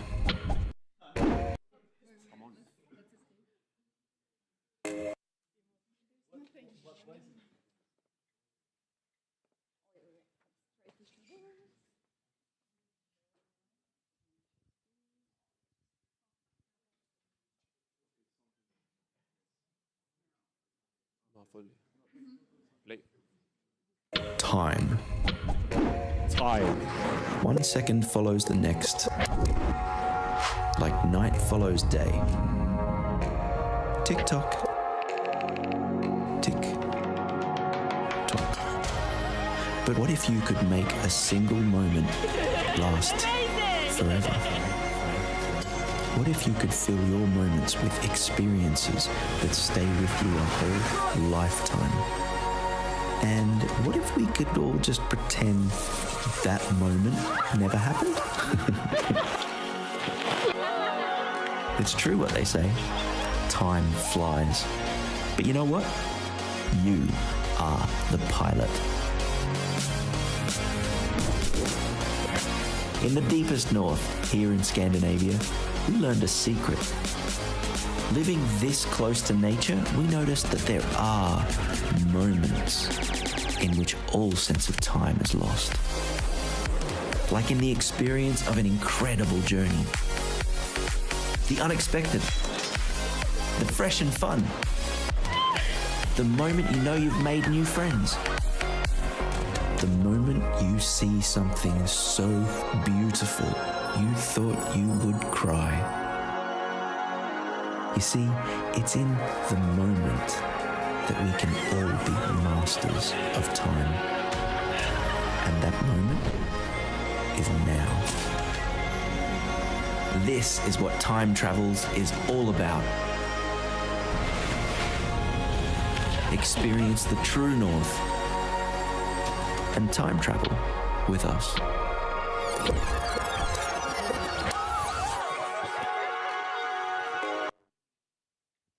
Okay, can you put the presentation back?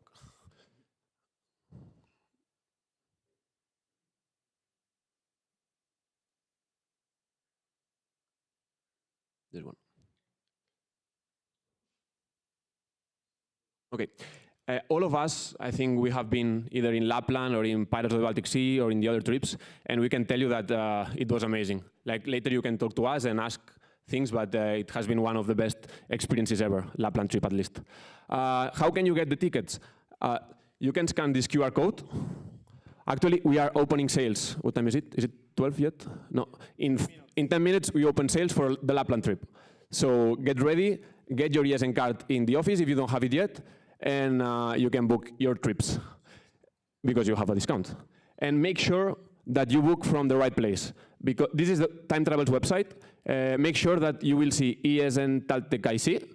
In student organizations, you have to look for our link. In our Instagram, Facebook, or WhatsApp group, we will share this link, and scanning this QR code, you will reach it as well. Wait. Not this one. Okay, what's going on this week? Apart from these trips, we have some events going on. Today we have a language exchange. Tomorrow, an icebreaker. On Friday, the pub crawl. And on Sunday, we have an old town tour. You can find information about all the events, trips, everything in our social networks, on Instagram, ESN TalTech IC, or on Facebook. And also we have a WhatsApp group that if you didn't join yet, I encourage you to do it. So join our events. Every year, we get complaints from students that they went to a party because they got some weird information on Facebook and they found out that it was a scam. So be careful with weird links or weird people adding you on Facebook. If a cute girl sends you a friend request, reject him. Our events will always have our logo and you will see like ESN TalTech IC. If not, we're not saying that for sure it's going to be a scam, but we don't organize it, so we cannot guarantee you the quality of that event. Like that, for example. Okay, you have seen trips, events, different things. With our ESN card, you can get discounts in most of them. So how can you get it? You can come to our office. We are located in building 1, room 225. We are open from 12 to 5 every day, from Monday to Friday. You just have to bring 15 euros in cash and a small picture of you. And with the ESN card, not only that, but we have some partnerships. So you will get discounts in some local places in Tallinn, like Groove, Rudy, some pubs, in Naked Pizza, in Elamus Golf. But not only that, we also have international partners like Ryanair, Tomorrowland, or Flixbus, and you will get discounts. One of the most popular is Ryanair, where you can get 10% discount in your flight tickets, plus 20 kilos suitcase for free. So make sure to get your ESN card and enjoy all these different discounts. And I think you're not hyped enough. You're starting your studies here, and we would like to make it even better. So can you, yeah. So enjoy this video. This is the end of the presentation.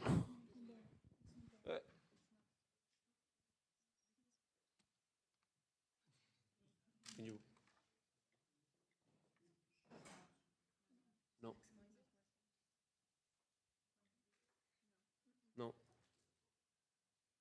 It's here. No. Okay. No.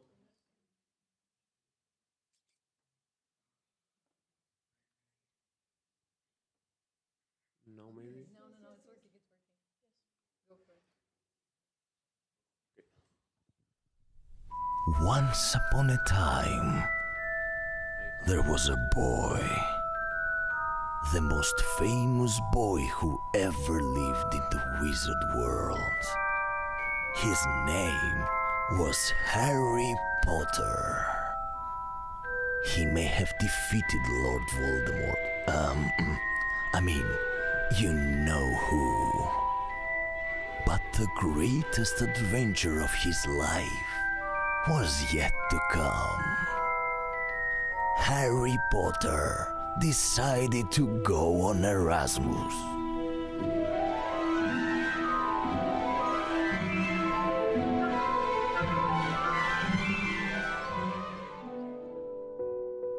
So there he was, completely lost in this new world. He had never been so far away from his home.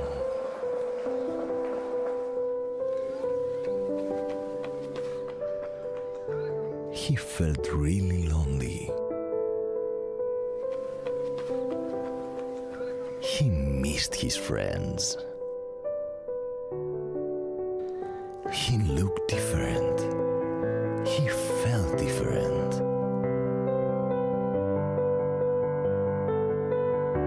People couldn't understand him.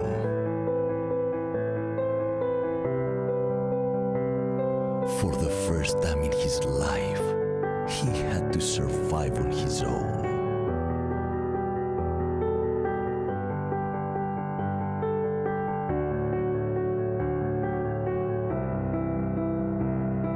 He was afraid.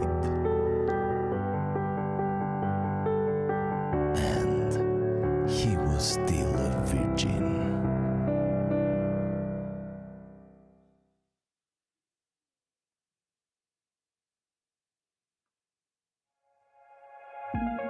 Think I can fly.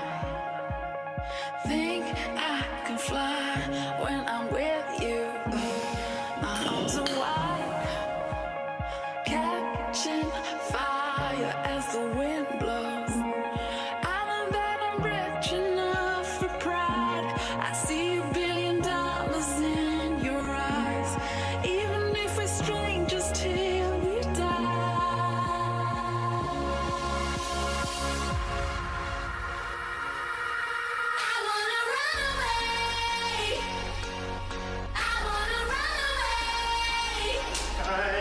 Anywhere else is place. I wanna run away.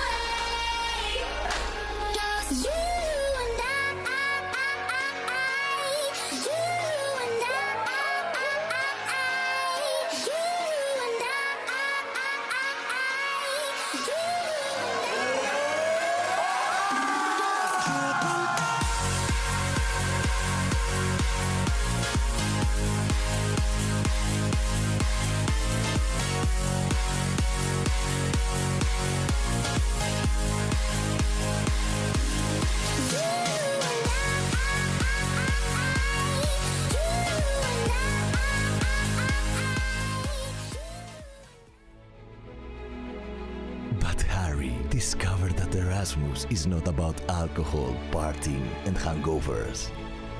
It's about the people. Strangers that become lifelong friends. The amazing moments you share together.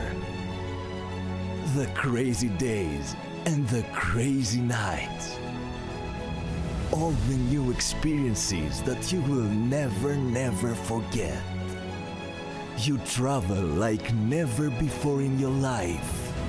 You feel alive, young, free. And it doesn't matter who you are, where you come from, or what you believe in. Because deep down in our souls, we are all the same. And you all know that there will be an end of this. Some of you may not meet again. And it hurts. But this pain and these tears are the proof of what you lived and shared together. And no matter how far you live from each other, your heart and souls will always be connected. And when you get back home, you realize that you're not the same person as before. Your life is never going to be the same again.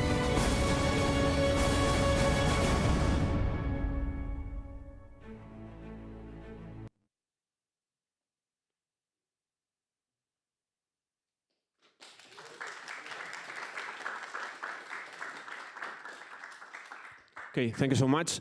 Just to sum up, if you like the video and you would like to have a similar experience, you don't even have to go on Erasmus. You can go, of course, but you can join our club and help incoming students to have a similar experience. So you are all welcome to come next week on Wednesday to our newbies meeting, and you can be part of ESN TalTech IC. Thank you so much for your attention, and see you soon. And we would like to take a picture very fast with all of you. Can we? Wow. So just sit and pose. A selfie, fully. Come, come, come. Let's come here, fast.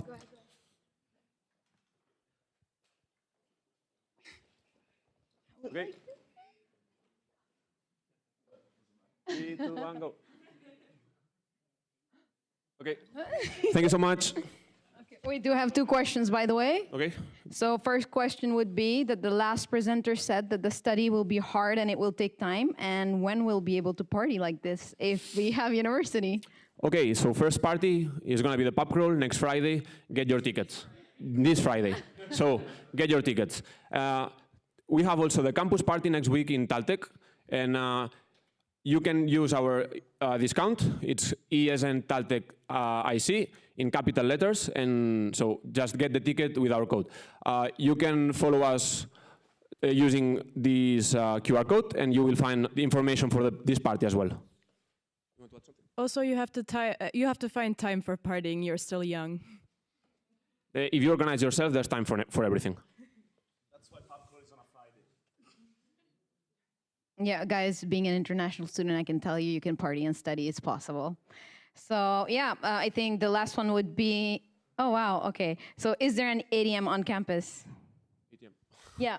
An ATM? Yeah. Yeah, it's in the main building where the TalTech merch store is located, just on the right. You will find it there. Ooh, fun question. Which parties can I attend if I'm a minor? A what? If I'm a minor. I mean, like the case of our Maxi. We have a lot of events for minors as well. Of course, the one that includes sale of alcohol or entering a pub, it will not be allowed to minors because they check IDs. But we will make a lot of other events you can join. Again, it's not only party, ESN, we have much more. Another question. You can become a member and meanwhile turn 18. Yeah, I think this would be the last question, which is about how quick is the Lapland trip sold out? Okay, so there are limited spots this year because we always have many people that want to go. We have 2 dates. One is from the 15th to the 21st of November, and the second one week after, 23rd to 29th. Yes, you can join any of them, but I would say that book as soon as possible because we cannot guarantee that they won't sold out very soon. So as soon as possible. Yeah, and you want to go with your friends, so it's good to buy it already. Thank you so much, ESN TalTech IC, for your amazing presentation.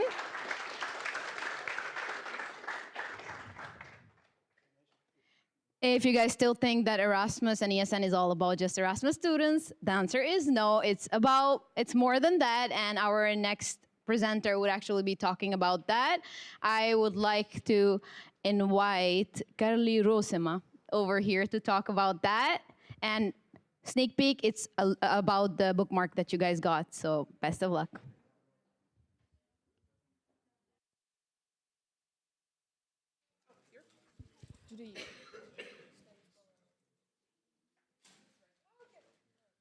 Okay, hello. My name is Kerli. I'm coming from our mobility center. So as you already heard, we are in charge of sending our students for an exchange, and also we are receiving our students from the other universities as well. And I will give you a brief overview very quickly what your options are if you do actually want to go for an exchange. And I know some of you already just recently came here and maybe you don't want to go right away. That is fine. You have that opportunity later on as well. So we're not trying to get rid of you just yet. So there are different opportunities. The most popular is the student mobility, which means that the students can go up to 1 or 2 semesters abroad to one of our partner universities. And we have several exchange programs.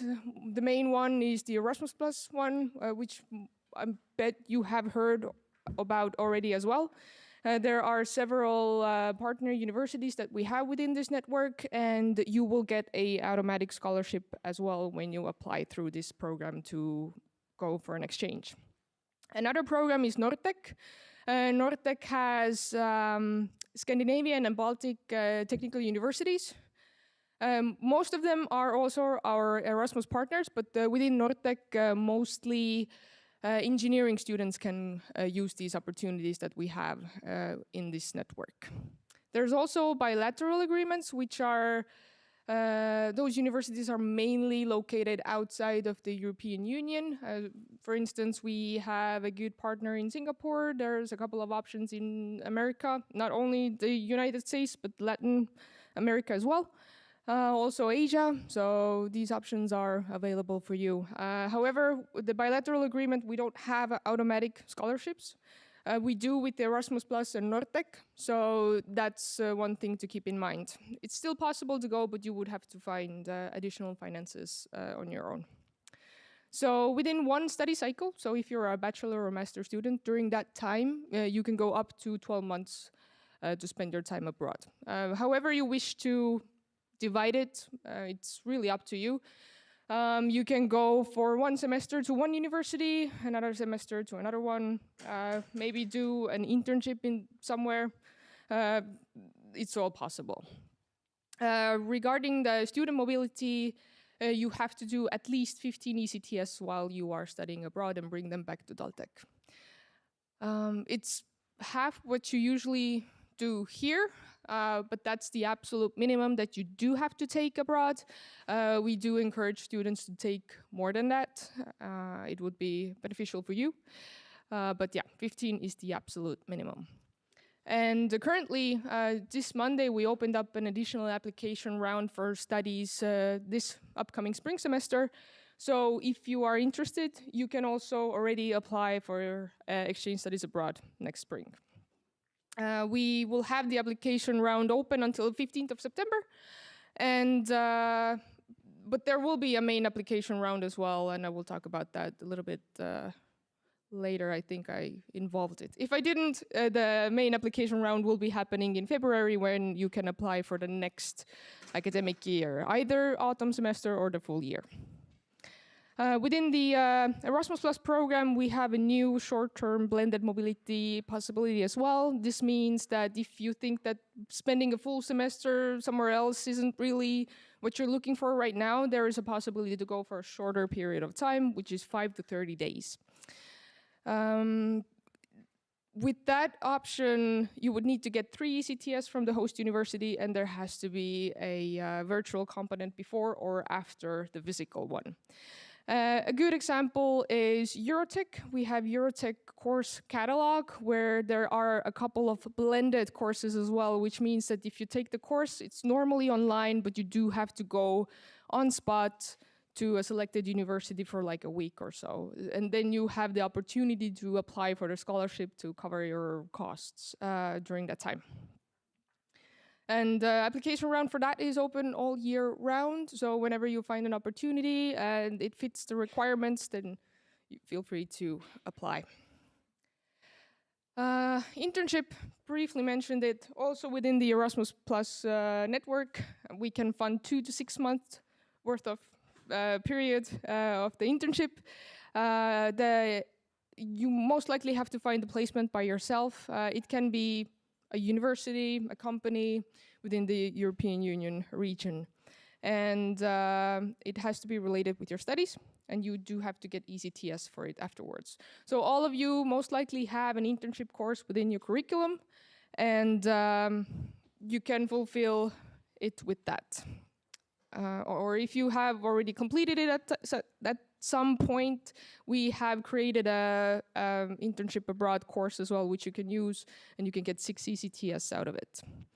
And same thing, application round is open all year round, and we do recommend applying at least 1 month before the internship actually starts to get the funding on time. Eurotech, within the Eurotech network, we have top technical universities within Europe that, as I mentioned as well, offer online courses. Mainly, most of them are online courses, some are hybrid, but as I mentioned, blended courses are available as well, and you can apply for a scholarship. The call for spring semester will be announced sometime November, but for this autumn semester, we finished the call in the end of spring semester, but there will be a last seats available call coming up soon. And DUM, the German university, Czech technical university, and also a couple of courses from Eindhoven will be available for you to take if you would like to. The communication is not ready yet, but it should be in the beginning of September, and you should receive it through OIS or by email.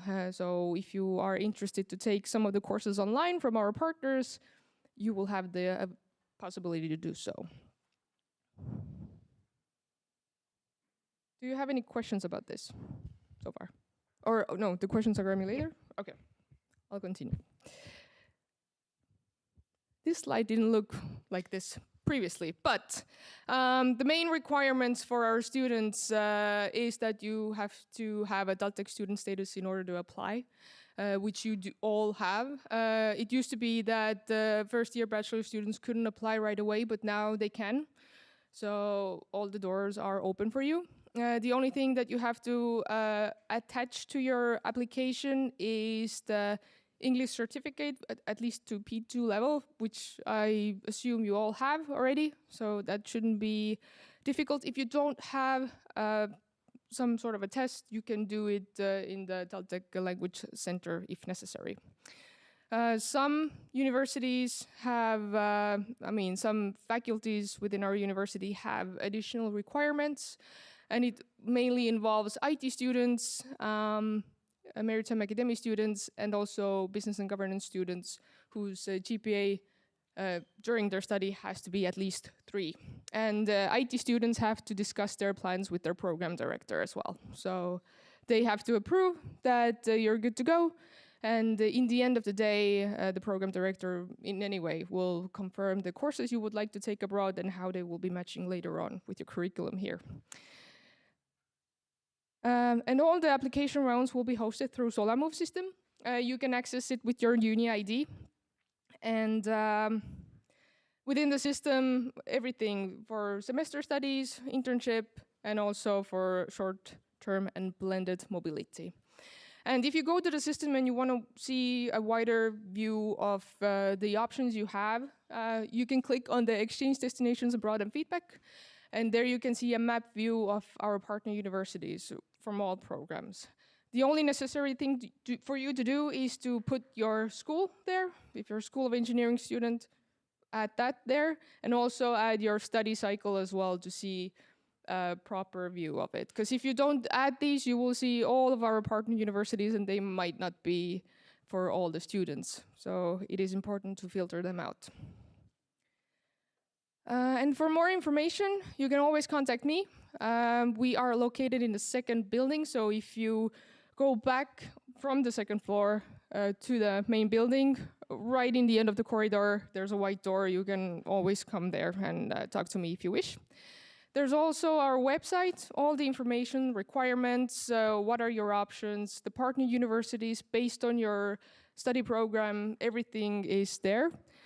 And we will be hosting an English info session next week on the 5th of September regarding the current application round. So if you're interested to go for your exchange already in spring, then feel free to join. You can register on our website, and the info session will be in Teams, so it will be online.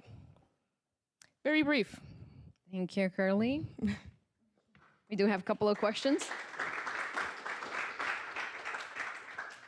So the first one is, how does it work with doing an exchange when every semester we have compulsory courses?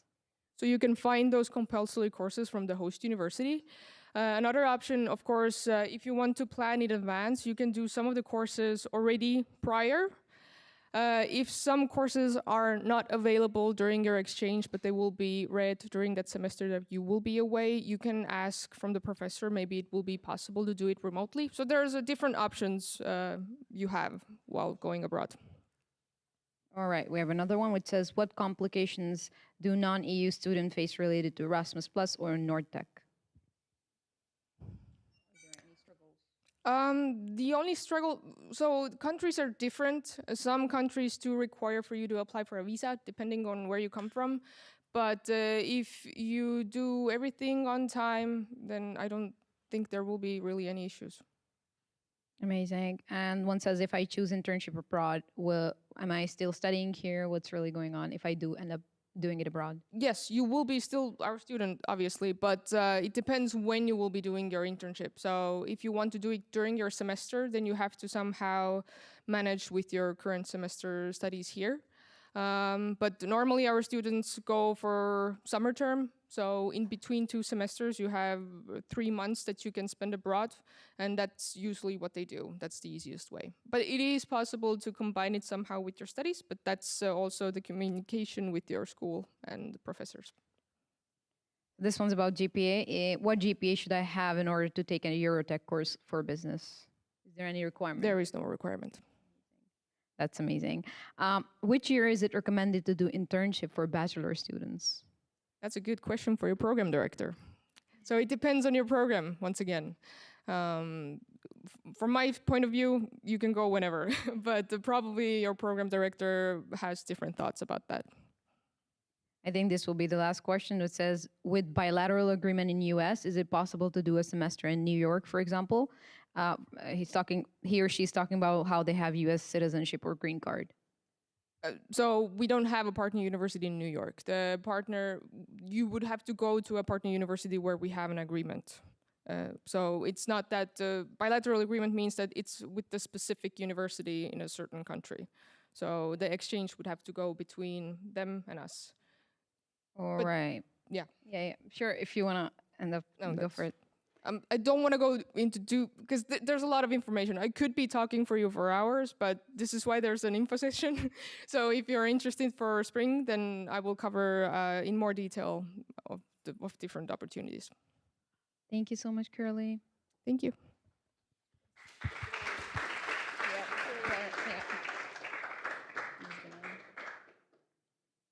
Right. So you guys know that mental health is kind of a big thing around the world. We do not take it lightly in TalTech. Next up, we have counseling office coming over, talking about pretty cool stuff. Just a bit about them. It's not just about counseling. They actually do pretty cool seminars about CV making, how to find job in Estonia. So I would like to invite Maya and Kadri. This one, yeah? Lovely. Hello, can you hear me? Good. I can hear myself very well. So my name is Maya, and I am a career counselor here at TalTech.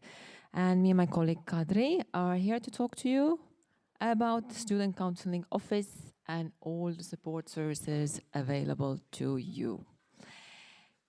To get us started, I was thinking maybe I'll do a little demonstration, what it is that we do with your kind help. You ready? Yeah? Oh, did I press the wrong button? Oh, okay. Let's go.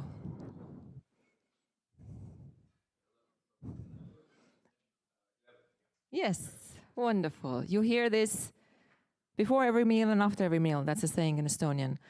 Must remember. What is a study plan? Sorry? Exactly. Yes. So basically, it's one way to show this university that yeah, I am studying here, I am still here, and I am doing my courses, listing what courses you're going to do. And it's like a commitment, right? So you stick to it. It's in the book. What is a green card? Who has a green card already? Wonderful. If any Americans here? Nothing to do with immigration, yeah?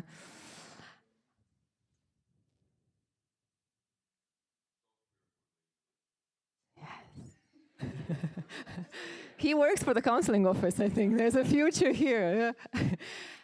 Energy building. Took me 6 months to really find it, because I was walking past it all the time. Yes. I just thought it was a corridor. I just kept walking past it. And so on, and so on, and so on, and so on. So I'm not actually here to do a test, yeah, test your knowledge, although you did very well, especially you. But to talk to you really, that it's very natural to have lots of questions. You are new in this country, you are new to this school, you are new to your friends. When you have questions,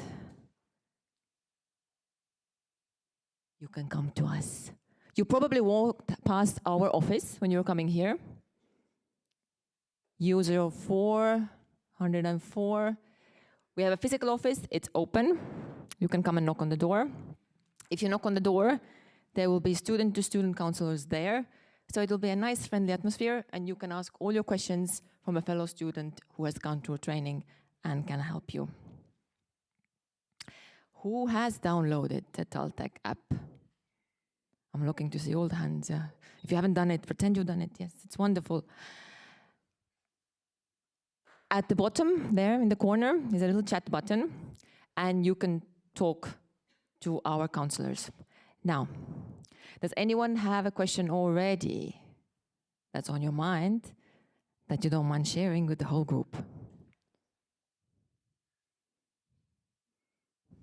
Yes. Yes. Lovely. Now, if you have the app, can you write it in the app and test our services? Yeah? Let's see if you get an answer by the end of my presentation. Yeah? Let's see how we do. I'm not sure if we're as good as you. Let's see. And obviously, you can contact us on the TalTech website. Yeah, all the services summaries are there, contact details are there. Here you can find us under the counseling option. It's a little bit hidden, but we are there. Now I want to talk a little bit about the services, yeah? So you're seeing a lot of presentations. What I want is for you to remember that there's a place you can turn. If any service here resonates with you, you make a note for it, yeah? And you will remember it, so when you need it, you can use the service. Academic counseling is about study regulations. You are here 3 years, and hopefully you will finish in 3 years. If things don't go according to plan, or you consciously want to sort of deviate from the standard plan, we will not only tell you what are your obligations, we will tell you what are your options. Yeah? The earlier you come with any questions you may have, the more options you have. And there's generally more than one way to get to your diploma. So come to us and we will talk to you about that. Yeah? Credits, lots of questions about credits. counseling for students with special needs. Sven is my roommate. I don't see him much. I try not to take it personally. But he is available if you send him an email. And if you have any questions about that, he's extremely knowledgeable and he can help you. So any questions you may have, he can assist. Now, pardon the image, okay? It's all very different on your screen here. So if math gives you chills, not of excitement, like for me, then there is help. Same for math and physics. So this is what we find, yeah? People come, maybe you haven't studied for a while, maybe math was never your thing. You can come and book a support session. This is also fellow students. You will write to them, tell them you're having issue with this thing. They will prepare for you and hopefully help you across that sort of little hurdle. All of this here, again, to help you and to support you.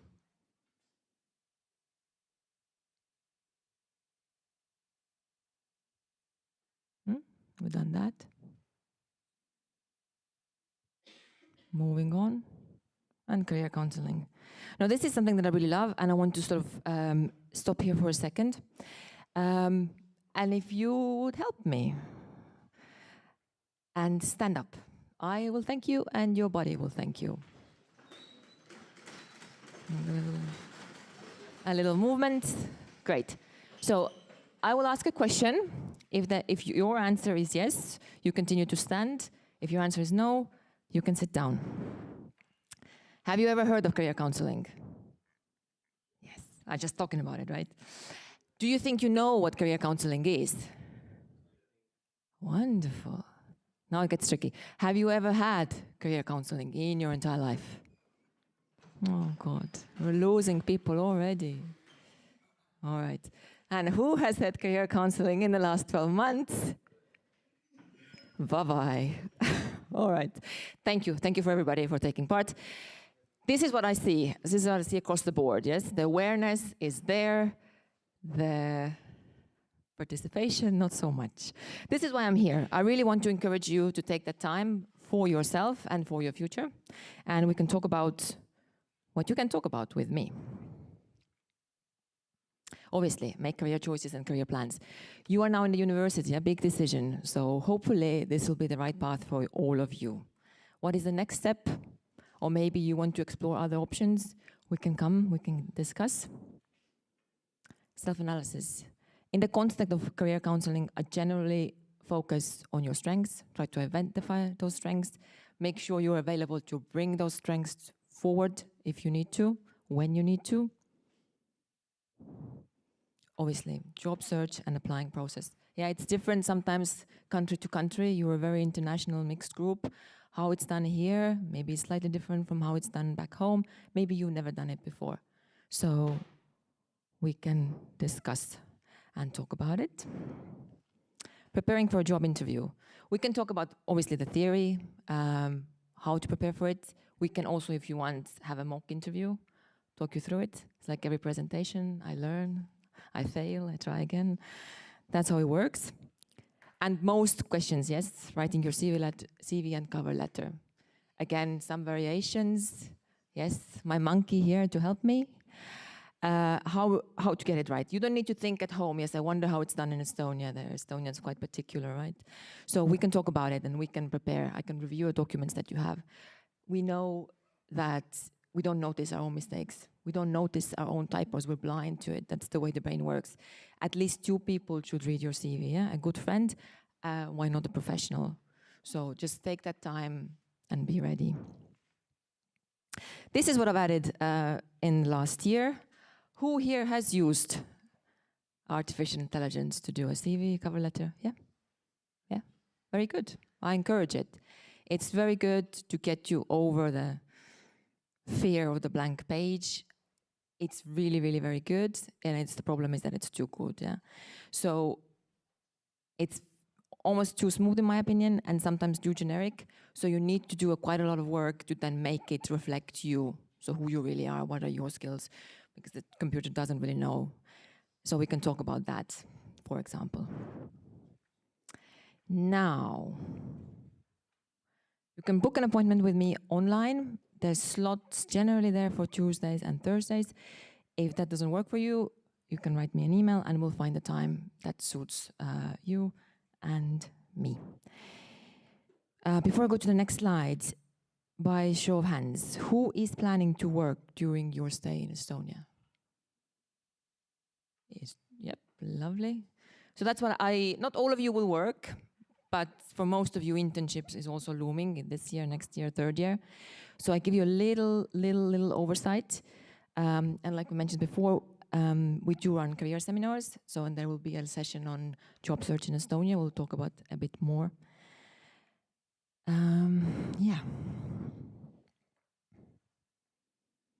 This is EU statistics, question from a study in 2021.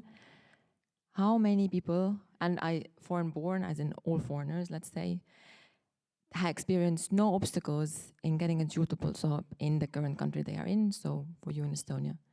And by suitable job, they mean a job matching your qualifications and what you're looking for, not just any job.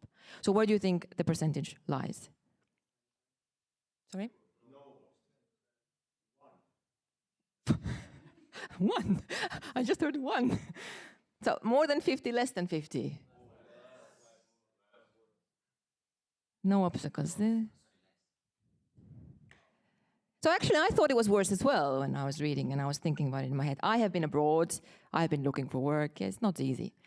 But yeah, in EU, that's where the statistic lands. And any obstacles? They felt it was as good as it would have been back home, as much as, or they perceived they faced no obstacles. It was a good experience. Huh? It's an anonymous study.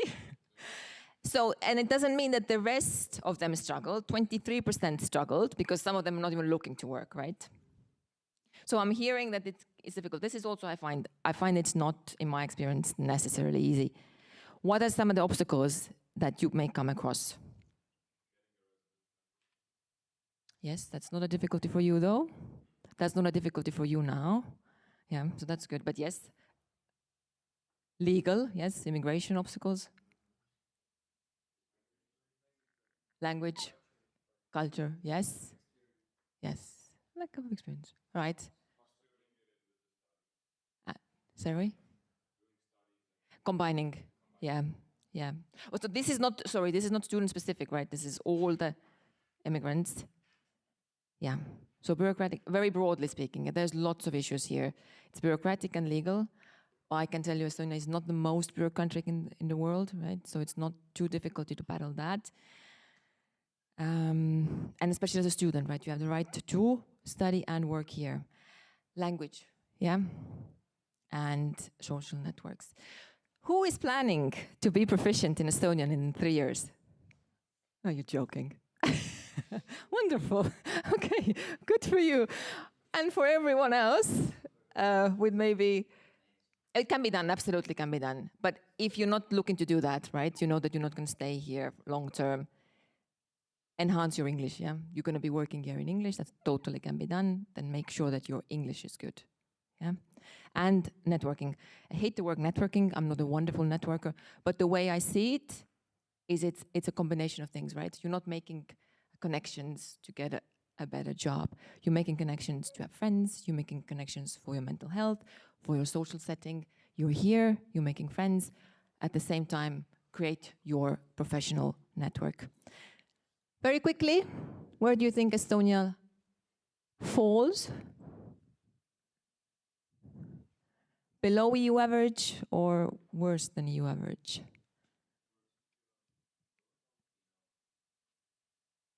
So it's worse here or better here? Better. Yes, it's better. So comfortably below the average, and it's brought out what they struggle, yeah? Language makes sense, right? It's a difficult language. And no suitable job available also makes sense, right? You may be skilled in something that there isn't even an industry in Estonian. Even if there's an industry, they may not want an English-speaking person. They may want a native speaker, yeah? And something now, a quick slide that is specifically looking at international students in Estonia.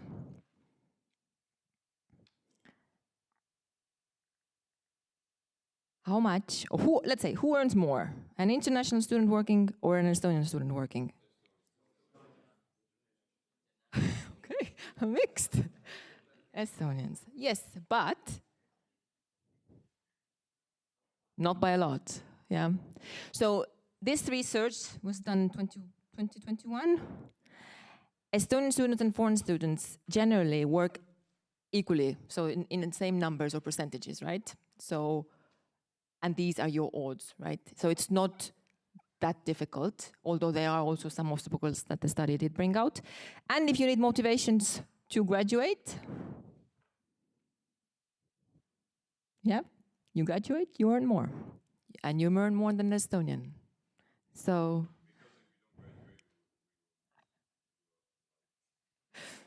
that's one way to look at it. I would put the more positive spin on it, but yes. Yeah, but I think that, again, I think what it ties into, you have a degree that's acknowledged in Estonia, already your chances of finding job is equally better. So I'm not saying there's a necessarily, but I think it was one of the reasons, and it does help, obviously. Now, I used to finish, and I'm finishing my presentation on this slide. What is this number? It's our.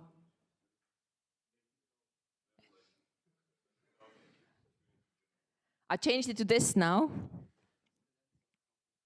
It's hours, it's hours. Yes. The average number, an average person will spend working. And you know, it's just getting higher and higher. Equally, if your parents had a job, had a career, then your generation is not so straightforward. There's a term, for example, polyworking. You're doing 2 jobs, not a side job, 2 jobs at the same time. Not necessarily because you have to, but sometimes because you have to. It's because you have a passion project and maybe a project that pays the bills. So your path and your work life will look very different. What your generation, what studies is showing us, is that you're studying for jobs that don't even exist yet. Yeah. So this is my end. Thank you. And I hope, thank you, that you take a moment to think about your options, yeah? Either with me or with friends, and book a time and see. And I hope I'm not too over the time.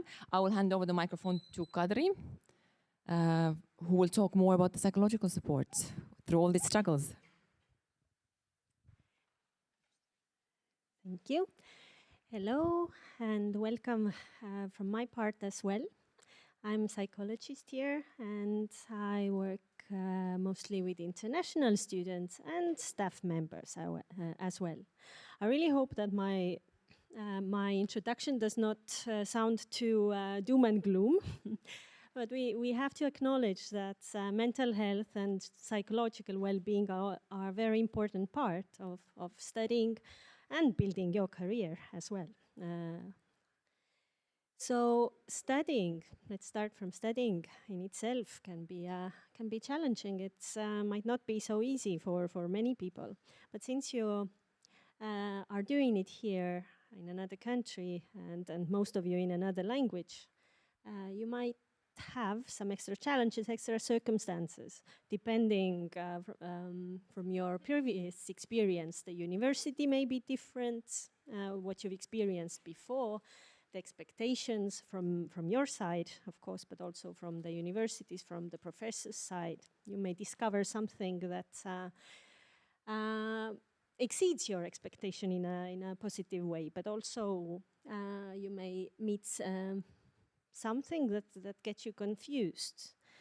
Also, of course, the culture can be different or is different for many of you. What are the customs here? What are the norms? What are the habits of local people here? You will all discover and find it out. And some of it can be, again, a bit like, okay, what is happening? It's a bit confusing. Am I understanding it right? Or am I doing something wrong? Like, how to meet Estonians? Where are they? Yeah, really focus on making Estonian friends. Many people, it's something that I hear oftentimes, like, where are they? Yeah, Estonian people like people as well. It's just not, it might not look so obvious. Yeah, yeah, and of course different social situation. I see you as a friendly group, yeah, already, and actively speaking up, and but some of you might start from the very zero of having to create the social network, meeting people, meeting the first friend. Yeah, and while you're maybe used to be around your family, your friends.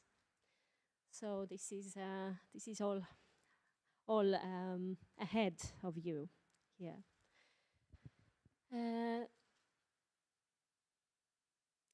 There are, international students and all the people who come abroad. I mean, there are some circumstances and challenges, but local people, as anybody, not only student, but anybody can face some very common issues like lack of motivation, especially in study context, focusing. These are some of the very common issues. Anxiety, this is the most common challenge, mental health challenge as well, together with depression that people experience. And don't be scared, because it's not something terrible or something to be avoided, or the topic that is to be avoided. It's something very common that many people at times experience during their lives. But it does not mean that something is very wrong. It means that, okay, here's something I need to address, I need to focus, I need to deal with. Yeah, of course, the fear of the unknown, uncertainty. There is a lot for you right now that you don't know how it's going to be, how it's going to go, what's going to happen, how thoughts about the future, like what kind of future awaits me, and what kind of future I want to build. So a lot of uncertainty, and different people tolerate uncertainty in different ways. Is it more like, oh, what's going to happen, or more like, oh, I'm exciting, let's see, there are new opportunities, new adventures ahead. Life events, however we make our plans, life still happens. So are we prepared for it? And if not, how are we going to respond to the life events, whatever they are like? Choices. Sooner or later, there are some choices to be made. So sometimes we kind of struggle between different opportunities, and especially when we have too many opportunities. Having opportunities is a good thing, but it can be also a source for a lot of anxiety. Am I making the right one, the best one? Yeah, relationships.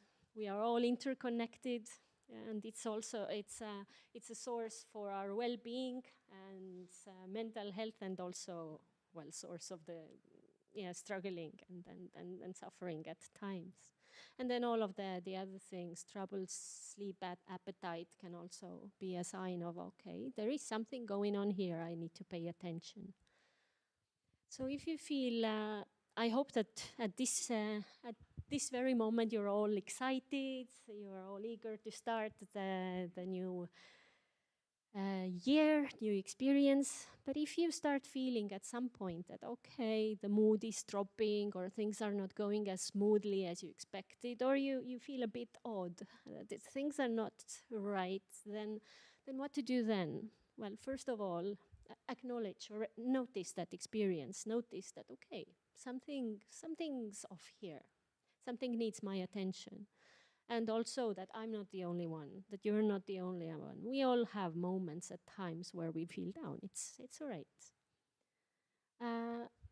Remain still active, even if you feel that, okay, I want to withdraw to my room, sometimes to my bed, stay there, not to remove the blanket.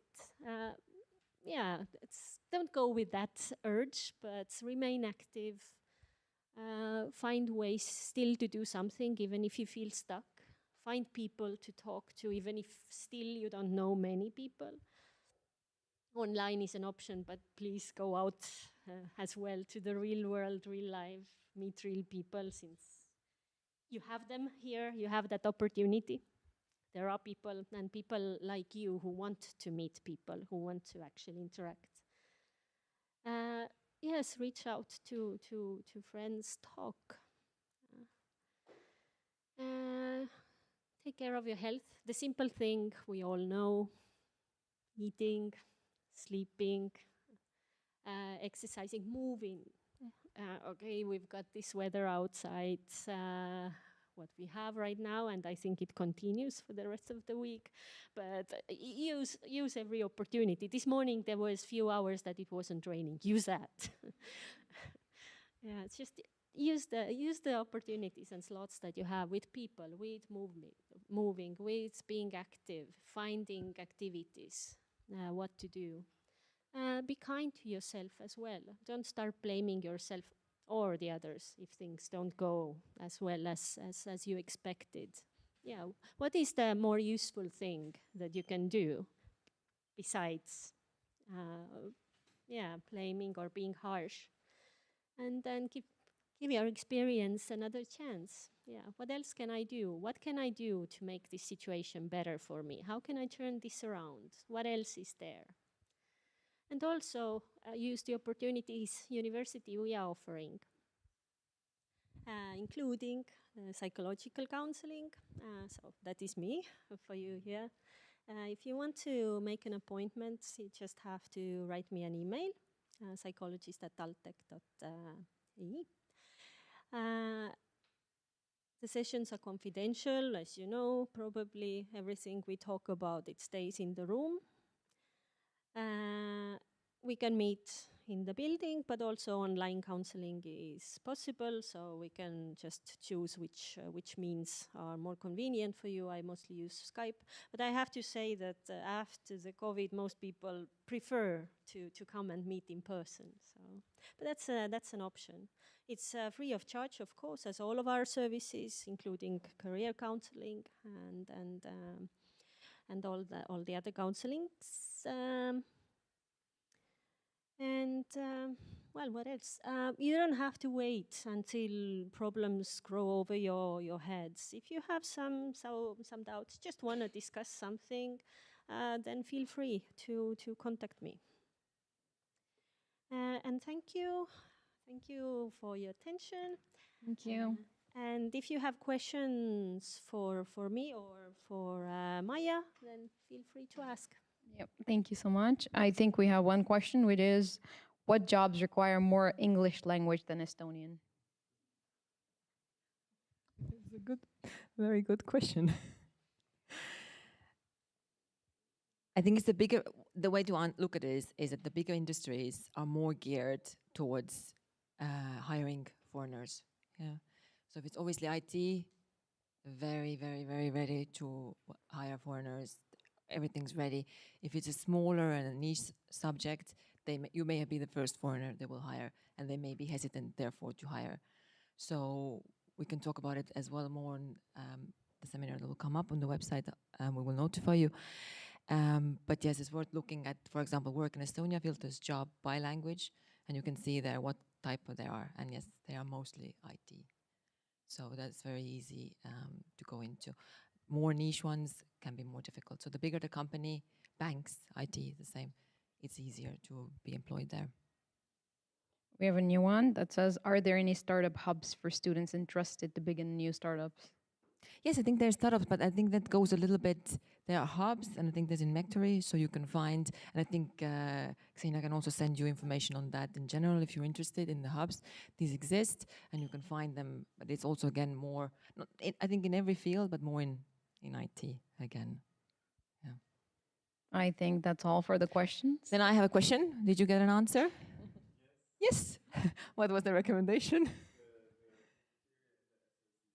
Yes, so thanks. My favorite as well. All right. Thank you. Thank you so much.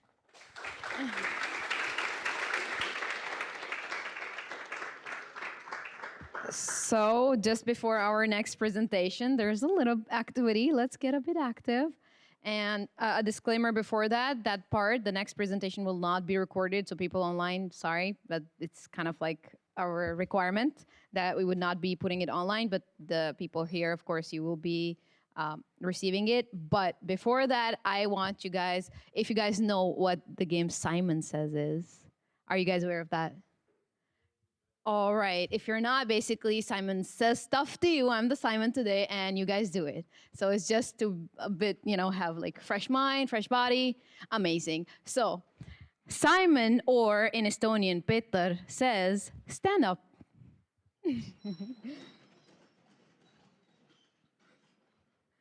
Okay, amazing. Peter says, put your right hand up. Peter says, jump. Peter says, put your next hand up. Peter says, sit down.